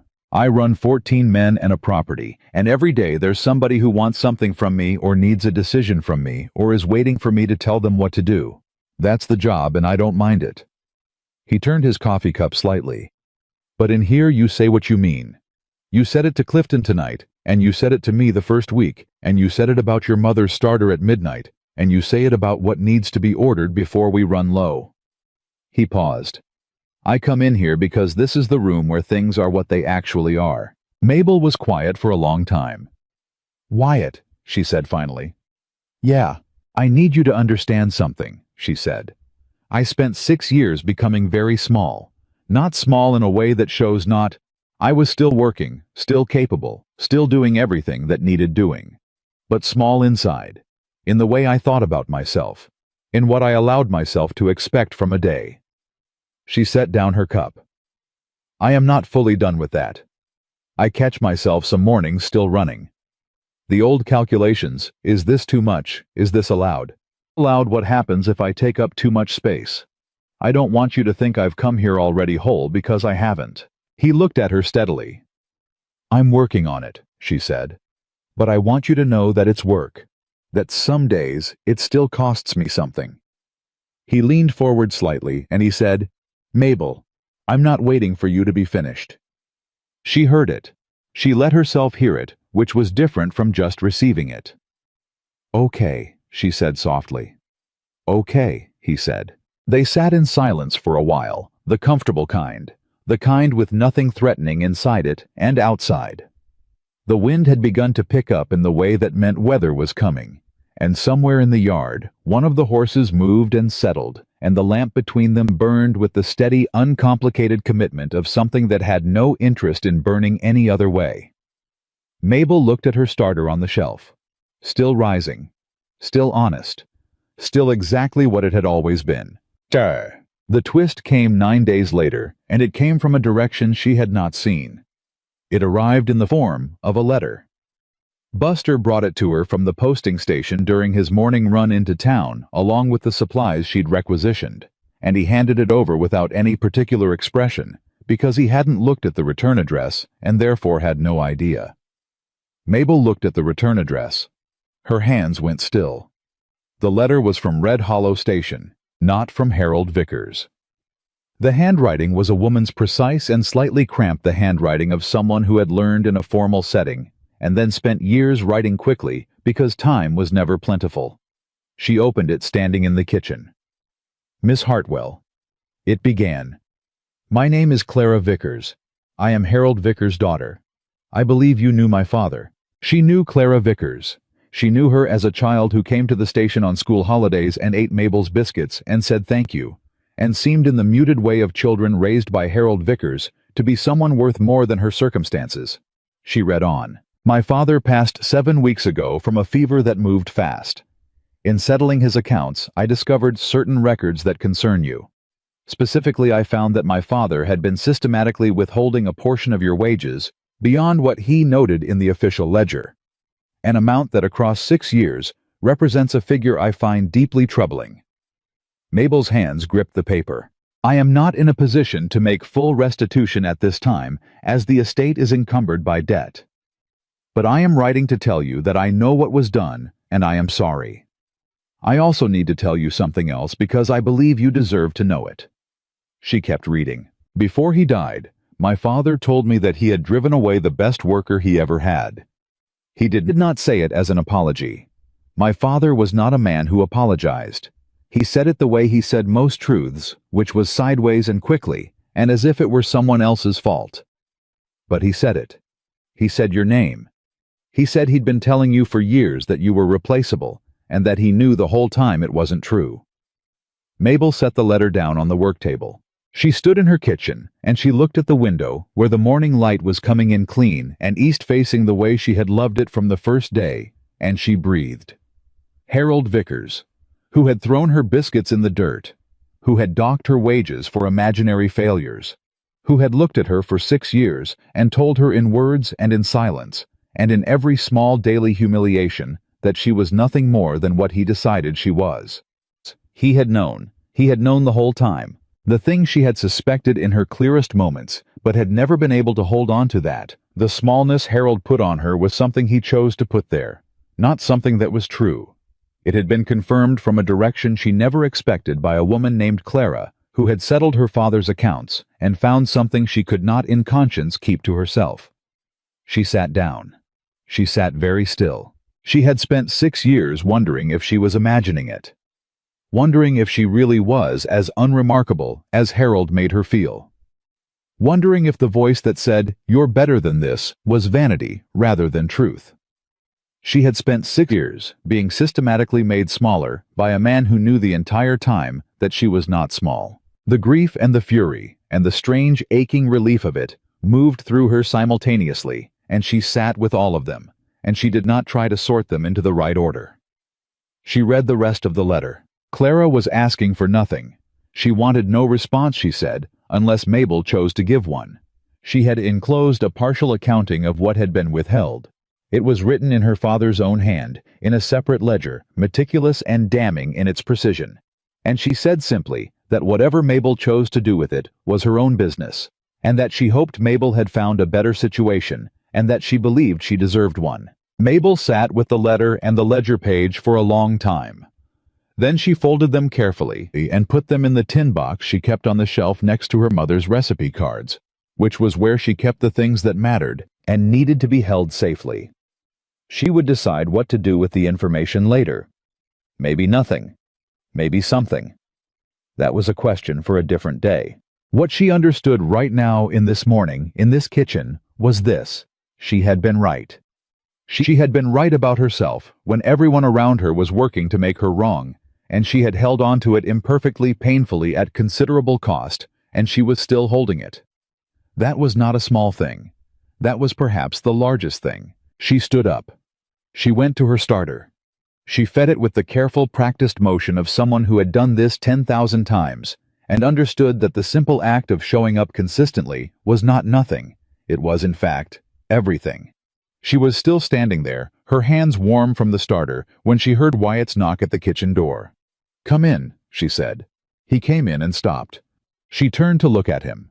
She was aware that her face was doing something she had less control over than usual, that whatever she had processed in the last hour was still visible in it, the way things are visible when you've been alone with them and haven't yet had time to arrange your expression. He saw it immediately. "What happened?" he said. She looked at him for a moment. She thought about the 6 years, about Harold's ledger, about Clara's careful handwriting and the sideways truth a dying man had told his daughter about a woman he had spent years trying to convince was worthless. She said, "I got a letter this morning." He waited. "From Red Hollow," she said. "Harold Vickers died 7 weeks ago." Something moved through his expression. He did not say he was sorry because he understood enough about what Harold Vickers had been to know that was not the response the situation required. "His daughter wrote to me," Mabel continued. "She found records. He'd been taking more than he admitted, more than I knew." She paused. "And apparently before he died, he told her I was the best worker he ever had." Wyatt was very still. "He knew," she said. The words came out plain and level, but they cost her something. "The whole time, Wyatt. He knew what I was worth, and he spent 6 years making sure I didn't know it." A long silence. "I'm sorry," Wyatt said. And he meant it in the specific way that sorry means something not as a formality, but as an acknowledgement of the actual weight of the actual thing. "I'm not," she said, and then she paused, considering it honestly. "I'm angry, but I'm not sorry, because if he hadn't—" She stopped, looked at her starter, looked back at him. "If Red Hollow had been different, I wouldn't have needed to leave. And if I hadn't left—" She didn't finish the sentence. He looked at her across the work table, across the bowl of starter, and the flour, and the organized reality of the kitchen she had made her own, and he said nothing. But she saw it in his face, the same thing she'd been feeling since she read the letter. That some things cost you enormously, and lead you somewhere that couldn't have been reached any other way. That the path from the dirt-thrown biscuits to this kitchen, to this morning, to this man standing in the room where things were what they actually were, that path was ugly and long and full of real damage. And it had still brought her here. She breathed. "I need to start the bread," she said. "I know," he said. "Will you stay?" she asked. The question surprised her slightly. She hadn't planned it. But she had started, she'd realized, to be honest, the way she breathed, without always deciding to. He settled onto the stool without a word. She turned to her dough, and behind her she could feel the simple, solid presence of a man who had asked a question through a wrong door and had not since that evening stopped paying attention. Her hands moved in the flour. The starter rose. And for the first time in a very long time, Mabel Hartwell felt not like a woman surviving a life, but like a woman living one. Clifton Reeves asked to leave on a Friday morning. He came to Wyatt before breakfast hat in hand and said he'd found work at another spread 2 counties over and reckoned it was time to move on. He didn't look at Mabel when he said it. He didn't look at much of anything except the middle distance, the way men look when they've made a decision. They can't quite bring themselves to call a defeat. Wyatt paid him what he was owed, shook his hand, and said he wished him well. He meant it, which was the kind of man Wyatt was. He could wish a person well and mean it even when that person had made the previous 2 months harder than they needed to be. He had told Mabel once that holding on to anger about a thing that was already resolved cost more than it returned, and she had looked at him when he said it and thought, I want to believe that. I'm not there yet, but I want to be. Clifton's horse was out of the yard before the morning meal was on the table. Mabel heard the hooves, and she stood in her kitchen, and she did not feel triumphant. She had expected to maybe. She had earned it by most reasonable measures. But what she actually felt was simpler and quieter than triumph. It was the feeling of a room after a window that had been stuck finally opens. Not dramatic, just air. Just the absence of something that had been blocking it. She finished making breakfast. The men ate with a different quality that morning. It was hard to name exactly. Nothing was said about Clifton, not at the table, not while she was present, but there was a looseness to the room that had not been there before. Harlan, who had followed Clifton's lead in his watchful silence for 2 months, said please and thank you twice, and passed the biscuit basket to Tomas without being asked. Buster ate slowly, which meant he was feeling good about the day. Old Gus, at the end of the table, looked up when Mabel refilled his coffee and said, "Morning like this deserves a good breakfast." "That's why I made one," she said. He almost smiled. For Gus, that was the same as a standing ovation. After the men had gone out to their work and the kitchen was being cleaned, Wyatt appeared in the doorway. "How are you?" he asked. She had come to understand that when Wyatt asked this, he actually wanted to know, and that the correct response was the honest one. "Relieved," she said. "And a little strange about it." "Strange how?" She wrung out her cloth and draped it over the basin edge. "Like I've been bracing for something for so long that I don't know quite what to do with my shoulders now that it's over." He leaned against the doorframe. "Give it a day," he said. "Your shoulders will figure it out." She looked at him. "Wyatt?" "Yeah." "Thank you," she said, "for staying out of it when I asked you to. I know that wasn't easy." He was quiet for a moment. "No," he said. "It wasn't." "Why did you do it?" He considered this. "Because you asked me to, and because you were right." He paused. "And because I've spent 14 years being the one who handles things on this ranch, and it occurred to me watching you that maybe I'd gotten too accustomed to thinking that meant I had to handle everything." He looked at her directly. "You didn't need handling. You needed room." Mabel pressed her lips together. She had spent 6 years at Red Hollow being given no room. She had spent the last 2 months at Callahan Ridge, learning what it felt like when someone deliberately stepped back to give you space to occupy. The contrast was so large, she still hadn't fully measured it. "I'm going to need more of it," she said. "Room. As things," she paused, searching for the right word, "develop." He held her gaze. "I know," he said. "That's all right." She nodded. He left. She picked up her cloth and went back to work, and the warmth in her chest from that particular exchange was something she folded carefully and put away to be examined honestly later when she had the privacy to do it properly. October came into Montana without apology. The temperature dropped 12 degrees in 3 days, and the wind acquired an edge that meant business, and Mabel discovered that feeding 14 men through the beginning of a hard autumn required a complete rethinking of what she was producing and how. The summer meals, lighter faster built for heat, needed to become something else entirely. Heavier. More sustaining. The kind of food that built warmth from the inside out, that sent men into cold work, feeling fortified rather than merely full. She spent 2 days reorganizing her provisions thinking, and another day in conversation with Gus, who had more winters at Callahan Ridge than anyone, and who knew better than any supply ledger what the body needed when the temperature did what it was about to do. "The beans," Gus said when she asked. "Everyday beans. You don't have to fancy them up. Men working in cold like beans because they stay with you." "I know," she said. "What else?" "Wyatt keeps a good store of dried corn. His mother used to make hominy in winter. The men who've been here long enough remember it, and the ones who haven't will learn to." "I can do hominy," she said. "Do you know her recipe?" Gus looked at her with an expression she couldn't fully read, something old in it, and careful. "Wyatt might," he said. She let that sit. That evening, she found Wyatt at the desk in the main room, the room she rarely entered, understanding without being told that it was his private space, the place where the business of the ranch lived, and she knocked on the open door frame. He looked up. "Your mother's hominy," she said. "Gus says she made it in winter. If you have her recipe, I'd like to use it, but only if that's all right." Something moved through Wyatt's face that she watched without trying to interpret, something private that passed through quickly like a cloud. "I have it," he said.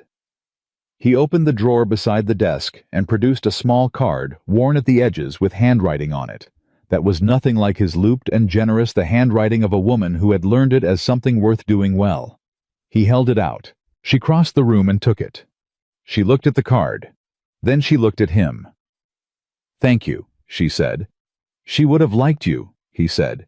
He said it simply, not as a performance, as information. Mabel looked back at the card.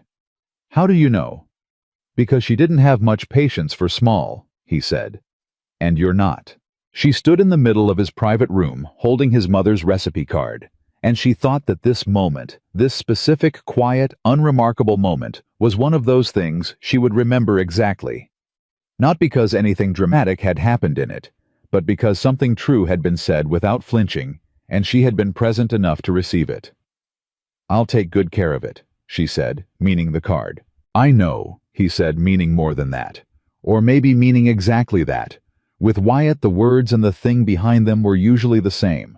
She went back to her kitchen. She made the hominy for the first time 2 days later, following his mother's card with the same respect she gave her own mother's recipes. And when she brought it to the table, the oldest hands, the ones who had been at Callahan Ridge longest, went quiet in the specific way people go quiet when food returns them somewhere they weren't expecting to go. Gus set down his spoon after the first bite and looked at the ceiling for a long moment, and nobody said anything. Then Tomas said quietly, "This is very good, Miss Mabel." And the spell broke, and the table resumed its comfortable noise, and Mabel stood in the kitchen doorway for a moment, and felt something she was slowly learning to simply accept, rather than question. She belonged here, not because she had been permitted to belong, not because she had survived long enough and worked hard enough that exclusion had become impractical. Because she had built something real in this place, and real things belonged where they were built. It was a different kind of knowing than she'd had before. The first serious snow came on a Thursday 11 days into October, and it came fast. Mabel had felt it building, not in any mystical way, but in the practical way of someone who paid attention to the quality of morning air and the behavior of the fire, and the way the cold storage temperature had been dropping more sharply than the calendar strictly accounted for. She had spent the 2 days prior quietly increasing her provisions, adding an extra barrel of flour to her stores, doubling her bean supply, pulling in the dried corn from the outer storage to the kitchen pantry where it would be closer to hand. Nobody had told her to do any of this. She had simply looked at what was coming and done the math. When the snow hit and the men came in from the yard with ice on their coats, and the urgency of people who'd been caught mid-task by something that changed the parameters, the kitchen was ready. The range was fully stoked. The beans were already on. The bread had been baked that morning in double portions. There was hot coffee and hot water and enough food to sustain 14 men through a full day of hard work without anyone having to think about it. Wyatt came through the kitchen in the first hour of the storm, moving fast, already directing men to the cattle and the water lines. And he stopped when he registered what he was looking at. He looked at the extra flour, the doubled stores, the pre-baked bread. He looked at Mabel. "When?" he said. 2 days ago," she said. The air had a particular quality Tuesday morning. He stared at her for a moment. 2 days ago, I was still thinking we had a week. The air didn't agree, she said. I made a sound half breath, half something else and said, "What do you need from me?" Nothing, she said. Go deal with the cattle. I have this. He went. She ran her kitchen through the storm with the focused, unhurried efficiency of someone who had been trained by necessity to function under pressure without allowing the pressure to change the quality of the work. She fed the men in shifts as they came in from outside, cold and tense and depleted, and she had something hot ready every time. She managed her fire with the conserving intelligence of someone who had learned at Red Hollow that resources were finite and panic was expensive. In the late afternoon, a pipe on the north side of the kitchen building burst a sharp crack, and then water, and Mabel had the store of flour moved to the dry side of the kitchen in 3 minutes, working alone before the water reached it. Buster found her repositioning the last barrel and rushed to help. "You should have called somebody," he said, breathless. "There wasn't time," she said. "And I didn't need anyone. Grab that end." They moved the barrel together. "How did you know to move it that direction and not the other?" he asked when it was done. She looked at him. "Because the floor slopes east and water follows gravity. I checked the floor slope my first week." Buster blinked. "You checked the floor slope your first week." "I check everything my first week," she said. "It's how I know what's coming before it arrives." He looked at her with an expression she had started to recognize, half admiration, half the particular confusion of someone revising a mental category they didn't know they'd built. "Mabel," he said, and then stopped. "Yes," she said. "You're not just a cook, are you?" he said. It wasn't quite a question.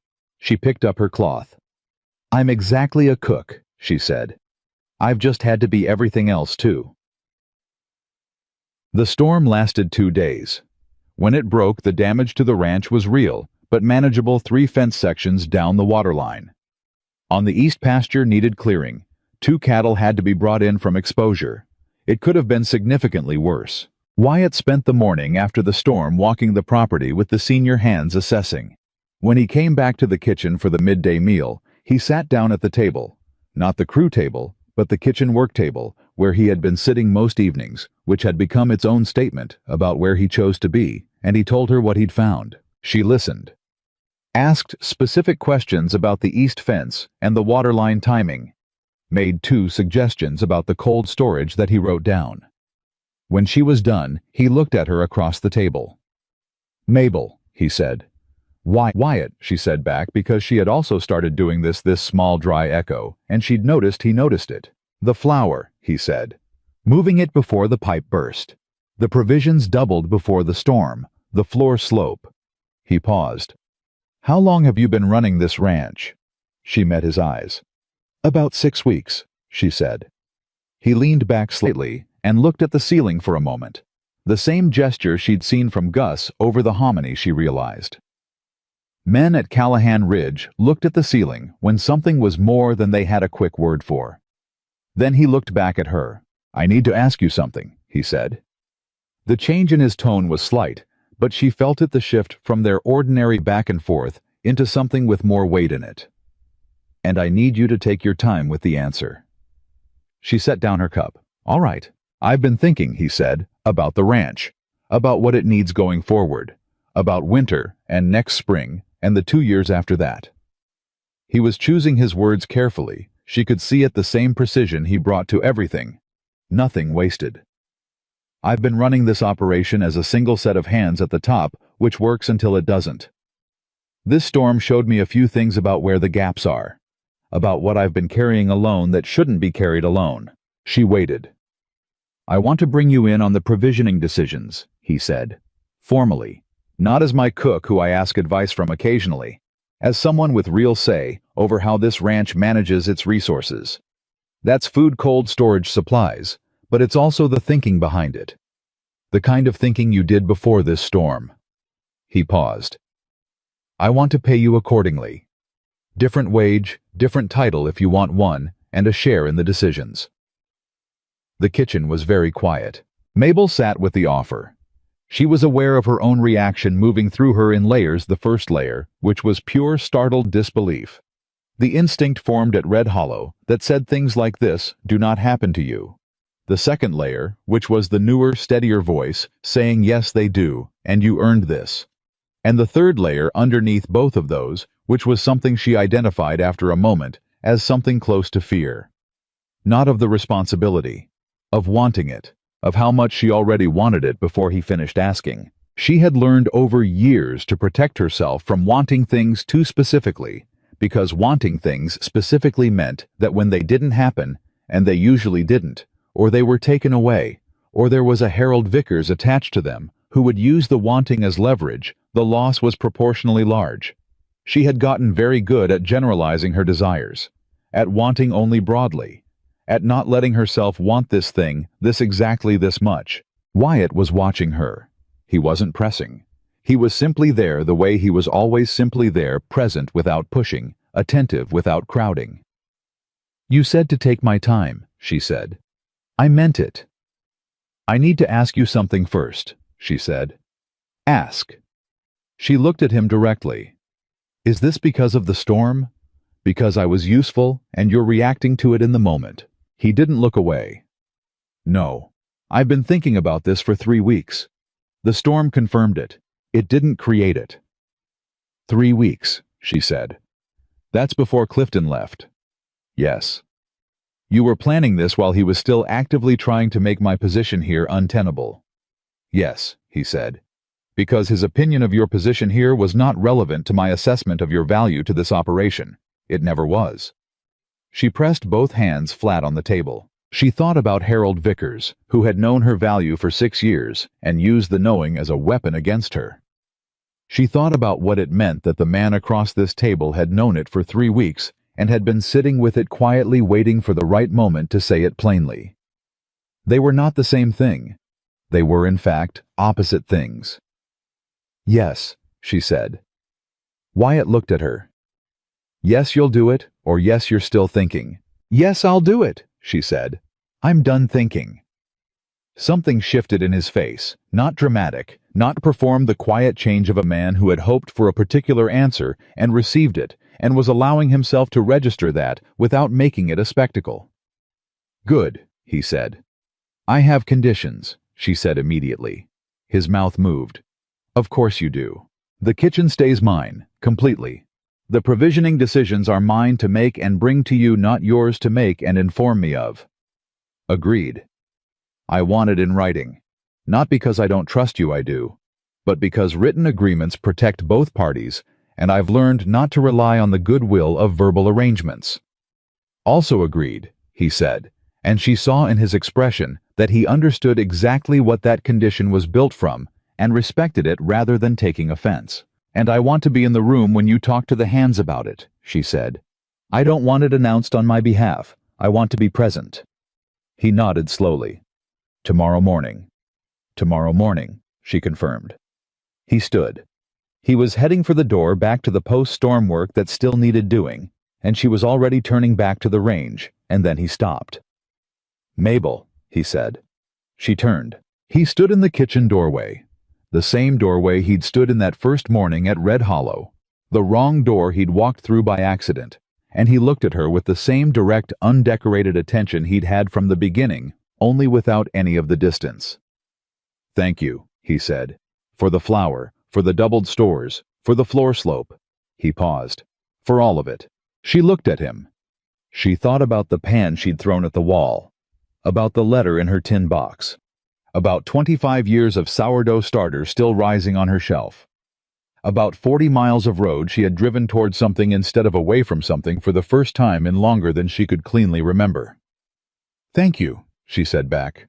"For the wrong door." He looked at her for a moment with an expression she would spend a long time thinking about later in the quiet of the kitchen, when the lamp was low and the starter was covered and the ranch was sleeping around her. Then he went back to work, and she went back to hers. And the space between those two facts, the fact of him, the fact of her, the fact of this kitchen and this ranch and this specific unlikely real thing they were building, that space had been shrinking day by day, with the slow and honest consistency of something that knew exactly what it was becoming and wasn't in any hurry to be mistaken about it. The morning she stood in front of the crew and heard Wyatt introduce her new role, Mabel stood straight and kept her eyes level and did not look at the floor even once. Wyatt was brief and plain about it, which was how he was about everything. He said that Mabel Hartwell was taking on formal responsibility for ranch provisioning and resource management, that her decisions in that domain carried his full authority, and that he expected the same professional respect from the crew that they would give to any other person in a position of formal responsibility. He said it the way he said most things once, clearly, without embellishment. Then he looked at her. She looked at the men. At Buster, who was grinning with the gap-toothed enthusiasm of someone watching history happen.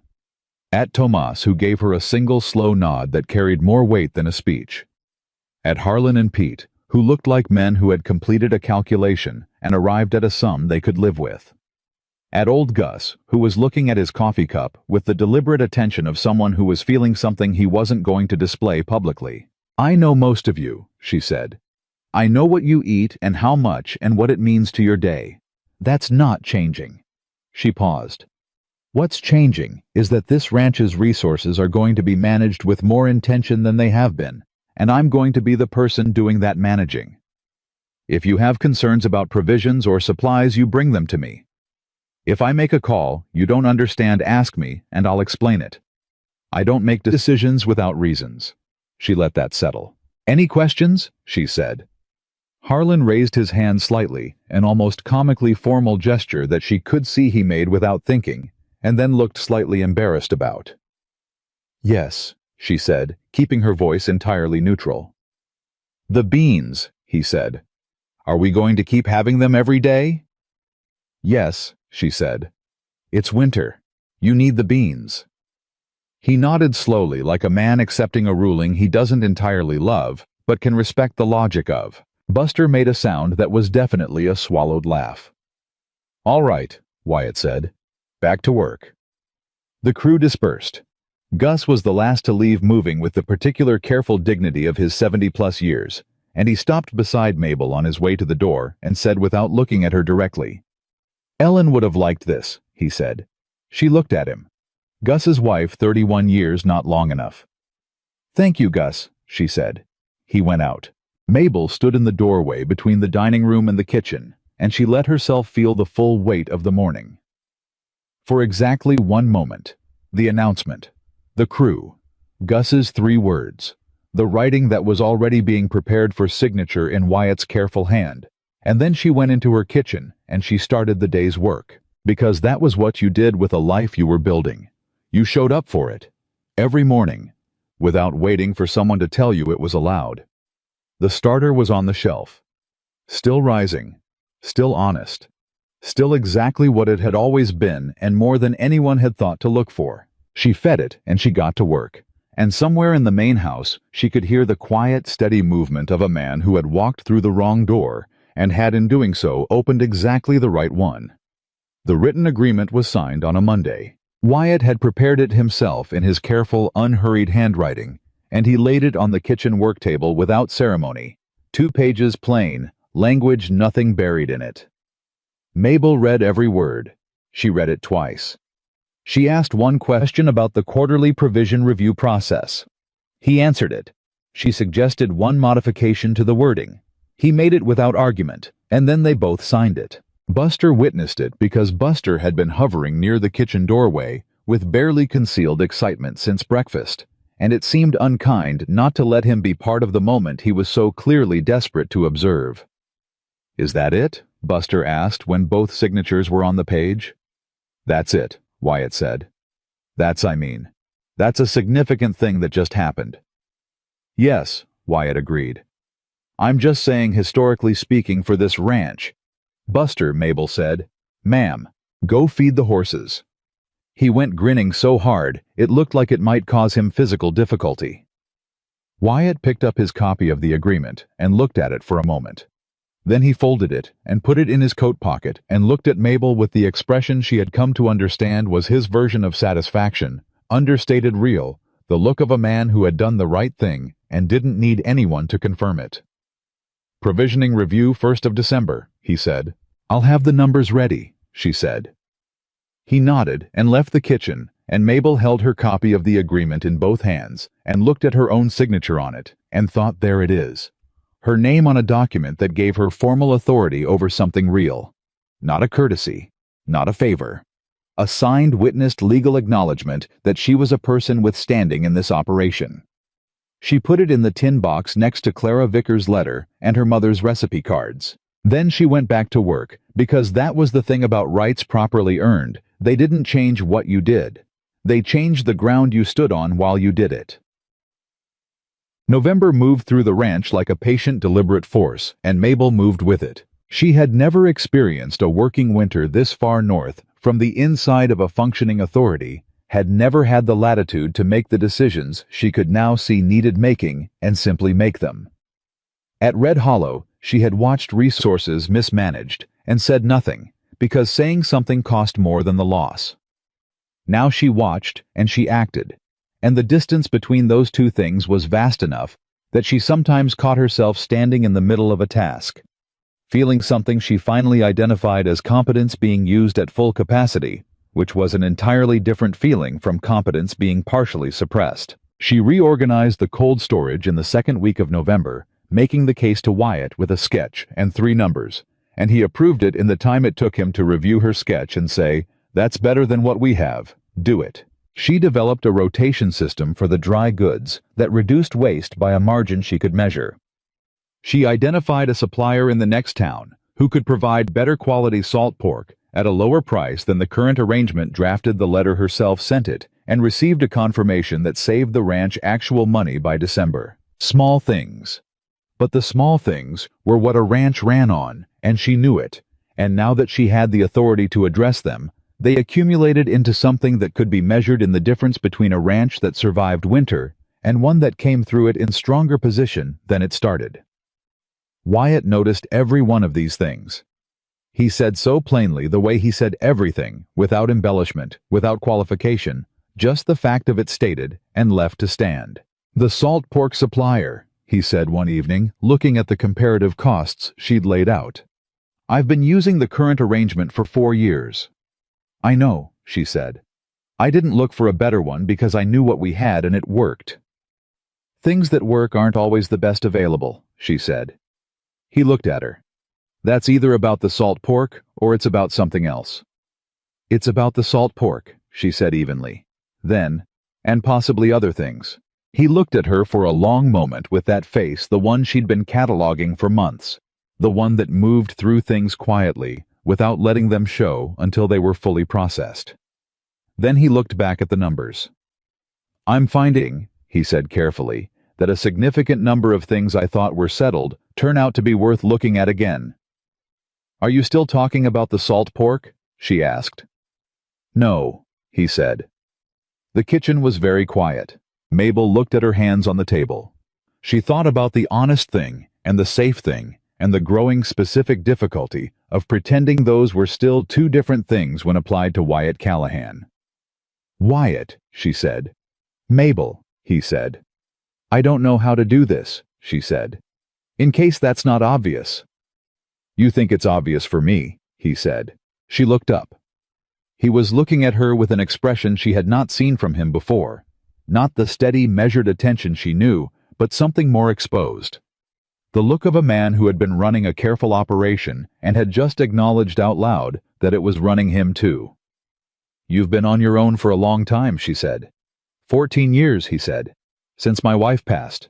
She had not known about a wife. Nobody had mentioned it. Not Buster, not Gus, not anyone. And she understood suddenly that it wasn't because they didn't know. It was because in the particular culture of men who respected each other, some things were not spoken unless the man himself opened the door. He had opened it. She sat with that. "I'm sorry," she said. "It was a long time ago," he said. She was a good woman, and it took me a considerable number of years to stop measuring every subsequent thing against what it wasn't." "And now?" Mabel asked. He looked at her directly. "Now I'm sitting in a kitchen at 9 o'clock in the evening, having an honest conversation with a woman who checked the floor slope her first week and fought her own battles and saved my flour from a burst pipe and still somehow finds time to notice when an old man needs softer food for his hands. He paused. I stopped measuring against what it wasn't about 6 weeks ago. Mabel breathed. 6 weeks ago, she said. That was before. Before Clifton left, yes, he said. Before the storm. Before the agreement. He let that land. I wasn't planning to say any of this tonight. I wasn't planning to hear it, she said. And yet, she agreed. The silence between them was the most charged it had ever been, not uncomfortable, but full. Dense with things that had been accumulating across months of late evenings and honest conversations and small deliberate acts of consideration in both directions. She looked at him and she said the truest thing she knew. I'm not the same person I was when I left Red Hollow. I'm still figuring out who this person is. I know, he said. That doesn't worry you. No, he said. Because I've watched you figure it out. And every version I've seen has been worth knowing. She pressed her hand flat on the table, the gesture she always made when she needed to feel something solid. All right, she said softly. All right, he said. They didn't say anything more that evening, but when he left the kitchen, he left differently than he had before, and she stood in the warmth of the range for a long time, and she felt the particular exhilaration and terror of a woman who has allowed herself to want something specific, something exactly this, something this much. The second twist came from a direction she had not anticipated, which was becoming. She reflected something of a pattern in her life. It arrived in mid-November in the form of a man named Gordon Price. She heard him before she saw him.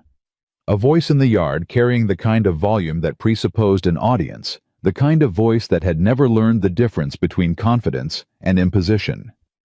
She heard Wyatt's voice in response, lower controlled, and then boots on the kitchen steps and Wyatt in the doorway. His face was doing the thing it did when he was managing something and didn't want it to show, and was mostly but not entirely succeeding. I need to tell you something, he said. All right, she said. She set down her knife. Gordon Price owns the ranch to the south of us. He's been wanting to discuss a grazing agreement for several months. He paused. He's also the man who, before you arrived, he made an offer to buy part of Callahan Ridge's operational rights, the kitchen and provision side of the operation specifically. He wanted to supply this ranch's provisions through his own trading arrangement. Mabel looked at him steadily. And you didn't take the offer. I didn't think it was a good arrangement for the ranch, he said carefully. When was this? August, he said. Before I went to Red Hollow. She processed this. So when you came to Red Hollow looking for a cook, I was also making a decision about how this ranch's provisioning was going to be managed. Yes, he said. I found you and made a different choice. And now Price is here. And he knows you're in the role that would have been part of his arrangement, Wyatt said. I don't know what he's going to say about it. I wanted you to know before he has a chance to say it to you first. She stood very still thinking. He's the kind of man, she said slowly, who came here expecting a certain arrangement and found something different. Yes. And the something different is me. Among other things. She untied her apron and folded it over the basin edge. Then I'd like to meet him, she said. Wyatt looked at her. You don't have to. I know I don't have to, she said. I want to. This ranch's provisioning is my domain. If someone has an opinion about how it's managed, they can have that opinion in front of me. He stepped aside. She walked out into the yard. Gordon Price was a large man well fed with the posture of someone who had been told all his life that his presence was a gift to whatever room he occupied. He looked at Mabel the way men like him always looked at women in professional positions, not with hostility exactly, but with a kind of elaborate incomprehension, as if she were a piece of furniture that had inexplicably moved itself to an unexpected location. Miss, he started. Hartwell, she said. Mabel Hartwell. I manage provisions and resource decisions for Callahan Ridge. You're here about a grazing agreement. He looked at Wyatt. The look said, is this a joke? Wyatt's face said absolutely nothing. Price looked back at Mabel. He recalibrated visibly the way men do when they realize the room has different rules than they assumed, and they have to decide whether to play by them or leave. "I understand," Price said carefully, "that Callahan Ridge has made some internal changes since we last spoke." "We have," Wyatt said. "Miss Hartwell's position here is formal and permanent. Any discussion about operational arrangements that touch her domain includes her." "Her domain," Price repeated, as if the word were in a foreign language. "Her domain," Mabel confirmed. She kept her voice pleasant and her spine straight, and she looked at him with the particular calm of a woman who had stood in front of Clifton Reeves and had not blinked and was not going to blink now. What followed was 40 minutes of conversation that Price had walked into expecting to control, and which did not go the way he planned, because Mabel had reviewed the ranch's provision costs thoroughly enough to know exactly where a southern supply arrangement would help, and where it would cost more than it saved. And she said so plainly with numbers, and Price found that arguing with numbers is considerably harder than arguing with a woman's general right to have opinions. By the end of it, the grazing discussion was tabled for a formal meeting the following week. The provision arrangement was not on the table at all, and Gordon Price left with the air of a man who needed to go home and think about several things. Buster watched him ride out from the stable doorway and then looked at Mabel with undisguised awe. "You just," he started. "Buster," she said. "You just absolutely horses," she said. He went. Wyatt was standing near the kitchen steps. He was looking at her with an expression that was as close to unconstrained as she had ever seen from him, something warm and specific and not at all hidden. "Numbers," he said. "Numbers don't have opinions about who's holding them," she said. "No," he agreed. "They don't." She went back into her kitchen. But she heard him laugh, a real one, brief and quiet, as she went through the door, and she carried it with her through the rest of the afternoon, like something warm in her pocket. December arrived and brought the full weight of a Montana winter with it. The cold was not the polite, manageable cold of October. It was serious and committed, the kind of cold that required a different quality of attention from everyone on the ranch. The men worked shorter hours in the worst of it and came in colder and needing more, and Mabel adjusted everything accordingly without being asked, and before the adjustment became obviously necessary, which was her way. Gus's hands were bad on the coldest mornings. She had started without discussion, leaving a bowl of warm water on the side of the range where he could soak them before breakfast, and a cup of coffee beside it already poured. He had said nothing about this for 2 weeks. Then one morning he came in and found it there as usual, and he stood for a moment with his hands around the bowl and said to no one in particular, 31 years I had a woman who noticed things like this. Mabel was at the range. She didn't turn around. "She sounds like she was remarkable," she said. "She was ordinary," Gus said. "That's what I didn't understand until she was gone. She was ordinary the way water is ordinary. You don't think about it until you don't have it." She said nothing. Sometimes the right response to the true thing was simply to let it breathe. "You're like that," Gus said. "In case nobody's told you." She turned then. Gus was looking at his coffee cup, the way he looked at things when he was saying something he meant, but didn't want to make into a production. "Thank you, Gus," she said. He nodded once and didn't say anything else, and she turned back to the range, and she let herself feel the full weight of those words from a man who measured worth by the most honest possible standard. She was like water, essential, unremarkable in the best way, present in a manner that people only fully understood in absence. She had spent so much of her life being made to feel that invisibility was her flaw. She was beginning to understand it was, in fact, her particular and specific kind of strength. She didn't announce herself. She just made everything work better. The difference now was that she knew it, and she was done apologizing for it. The conversation that changed everything happened on a Thursday night in the second week of December, and it started with something small, the way the most significant things usually did. Mabel was at the work table late going over the December provision numbers for the formal review, and Wyatt came in at his usual hour, and she poured his coffee without looking up, and he sat on his stool and watched her work in the comfortable silence they had built between them over months. After a while, she said without looking up, "The east fence repair is going to cost more than the estimate." How much more? He said. She told him. Where does it come from? He said. Feed budget has room, she said. We came in under on November's feed because I renegotiated the hay arrangement mid-month. I didn't mention it because the number wasn't final. She paused. It's final now. He was quiet for a moment. You renegotiated the hay arrangement. The original supplier was shorting the weight by about 4%, she said.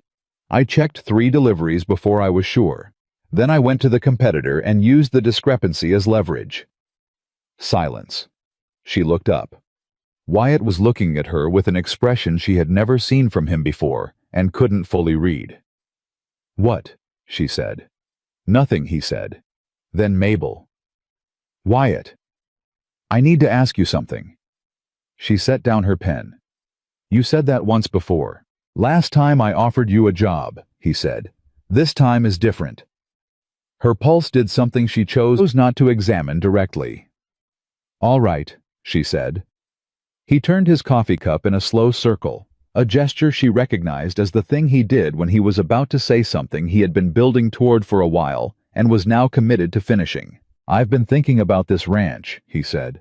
About what it is and what I want it to be.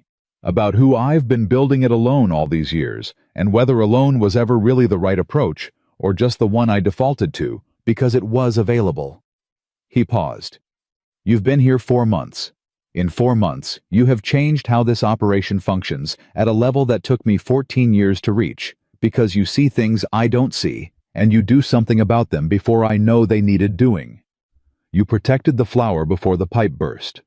You found the hay discrepancy before I knew we had one. You handled price in 40 minutes with a pencil and a ledger sheet. I had good numbers, she said. Mabel. His voice was steady and serious, and completely without performance. I'm not talking about the numbers. She was very still. I'm asking you, he said, to build this with me. Not as my cook, and not as my provisioning manager, though you'd keep doing both, because you're extraordinary at both. He held her gaze without wavering. As my partner. In the full sense of that word. In every sense. The kitchen was completely quiet. Mabel looked at him. She thought about this pan thrown against the wall at Red Hollow. She thought about the 40 miles of road she had driven towards something instead of away from it. She thought about the sourdough starter that had outlasted Harold Vickers, outlasted 6 years of being told she was replaceable, outlasted every voice that had tried to make her small. She thought about Gus's hands in warm water, and Clara's letter in her tin box, and the agreement signed in plain language that gave her something real to stand on. She thought about what her mother had said. About things worth having, requiring consistent, honest care. Not grand gestures. Just steady, daily showing up. She thought about this man who had walked through the wrong door and had been showing up every day since. Not grandly, not dramatically, just consistently, honestly, without stopping. And she thought about the thing she had said to herself in the kitchen at Red Hollow, pressed against the work table in the dark, that she was afraid in the specific, quiet way of someone who had decided to want something again after a long time of not permitting themselves to want anything at all. She wasn't afraid of wanting it now. That was the difference. I have one question, she said. Ask it, he said. Is this because of the hay discrepancy? She said. He stared at her for exactly 1 second. Then something in his face broke open, in a way she had never seen. Not laughter, but something that contained it. Something that was made of the same material as the quiet laugh she'd heard when she went through the kitchen door after the price conversation. No, he said. It is not because of the hay discrepancy. Just checking, she said.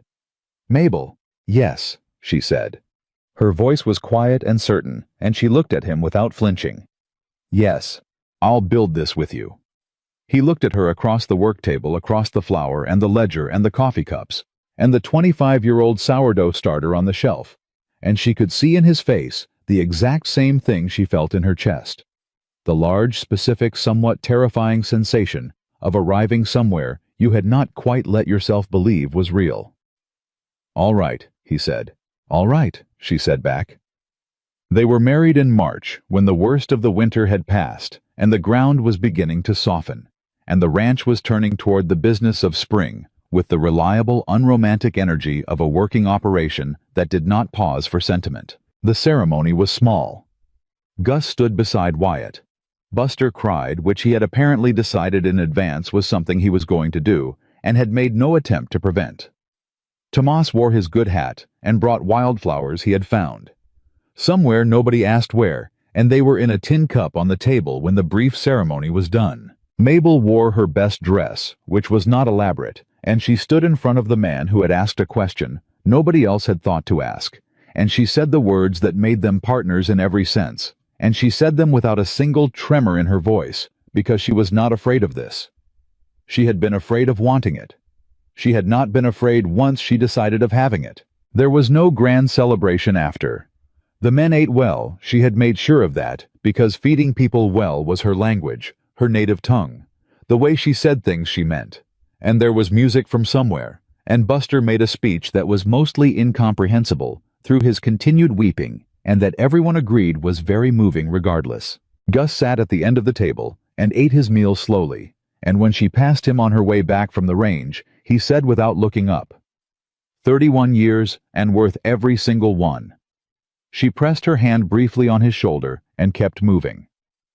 Later, when the evening had wound down and the crew had gone to the bunkhouse and the kitchen was quiet, Mabel stood at her work table and she fed the starter. Wyatt was behind her, leaning against the doorframe. Her doorframe, their doorframe now, and he watched her without saying anything. She covered the starter with its cloth and stood with her hands resting on the crock, and she felt the warmth coming up through the cloth. The living warmth of something that had been kept and cared for and had outlasted every attempt to diminish it. 25 years, Wyatt said. 25 years, she confirmed. Your mother's. And mine now, she said. And whatever comes after.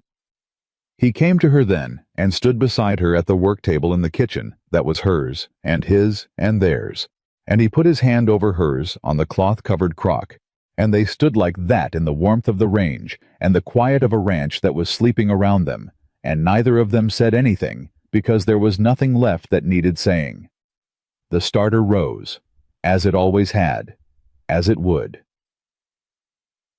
In the years that followed, Callahan Ridge became known throughout Montana for two things: the quality of its operation and the quality of its bread.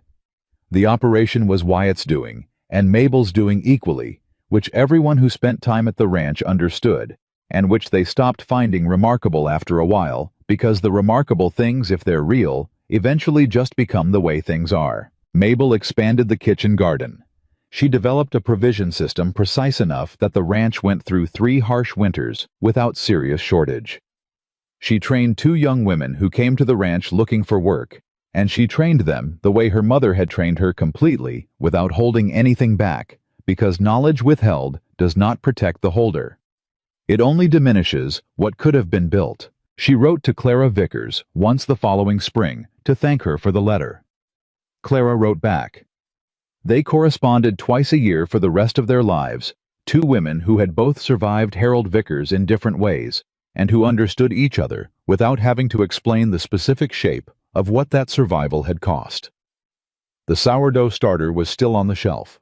Buster, in his 2nd year at the ranch, developed a genuine appreciation for sourdough bread that he described to anyone who would listen in terms that were mildly embarrassing and completely sincere.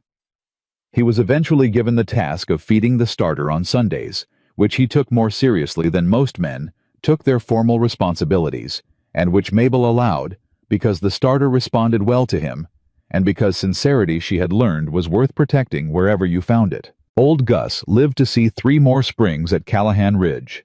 On the last one, he asked Mabel to make the pot roast, Ellen's pot roast, as he'd come to call it, even though she'd never once made Ellen's recipe only her own. And she made it, and he ate it slowly with his hands wrapped around the warm bowl, and he thanked her, and that night he went to sleep and did not wake up. Tomas dug the grave, and Wyatt said the words, and all the men stood with their hats off in the early spring air, and Mabel stood beside Wyatt with her shoulder against his arm, and she thought about 31 years and not long enough, and the particular grief of people who are missed before they're gone, because you already understand while they're there what the absence will cost. She made the bread that day. She made it for all of them. Because that was what you did when something was lost that mattered. You fed people. You stood at the range and you put your hands to work, and you made the thing that reminded them they were still here and still cared for and still held inside something worth being part of. The ranch kept going. The way ranches do. The way real things do not. Through drama, not through grand events, but through the daily, consistent, unglamorous work of people who have decided that this thing is worth their showing up for. Wyatt said once years later, when someone asked him how Callahan Ridge had come to be what it was.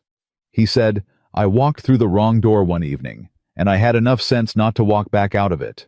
The person who asked him laughed, thinking it was a joke. It wasn't. Mabel Hartwell had been 25 years old and invisible in a kitchen when a dusty, exhausted cowboy tasted a biscuit and stopped. Just stopped. In the middle of everything, the noise and the indifference and the accumulated weight of all the years she had spent being told she was not worth noticing. One man put down his fork and asked a question nobody else had thought to ask. And the question had not saved her. She had saved herself. But the question had reminded her that saving was necessary, that she was worth the trouble of it, that the woman behind the kitchen door deserved to be seen, that extraordinary things do not stop being extraordinary simply because no one in the room has bothered to look. She had walked 40 miles toward a life instead of away from one. She had stood in front of Clifton Reeves and did not lower her eyes. She had signed her name on paper that gave her standing. She had fed people and fought for herself and kept her starter alive and learned slowly and at real cost that belonging somewhere does not require the permission of everyone who would prefer you didn't. It requires only the decision to stay. The sourdough starter was still on the shelf. 25 years when her mother gave it to her, every year after hers. Still rising, still alive, still honest in the way her mother had promised it would always be responsive only to the truth of how it had been kept indifferent to anything else. Mabel kept it the way she kept everything worth keeping, steadily, honestly, without grand gestures, without stopping. That was the whole of it.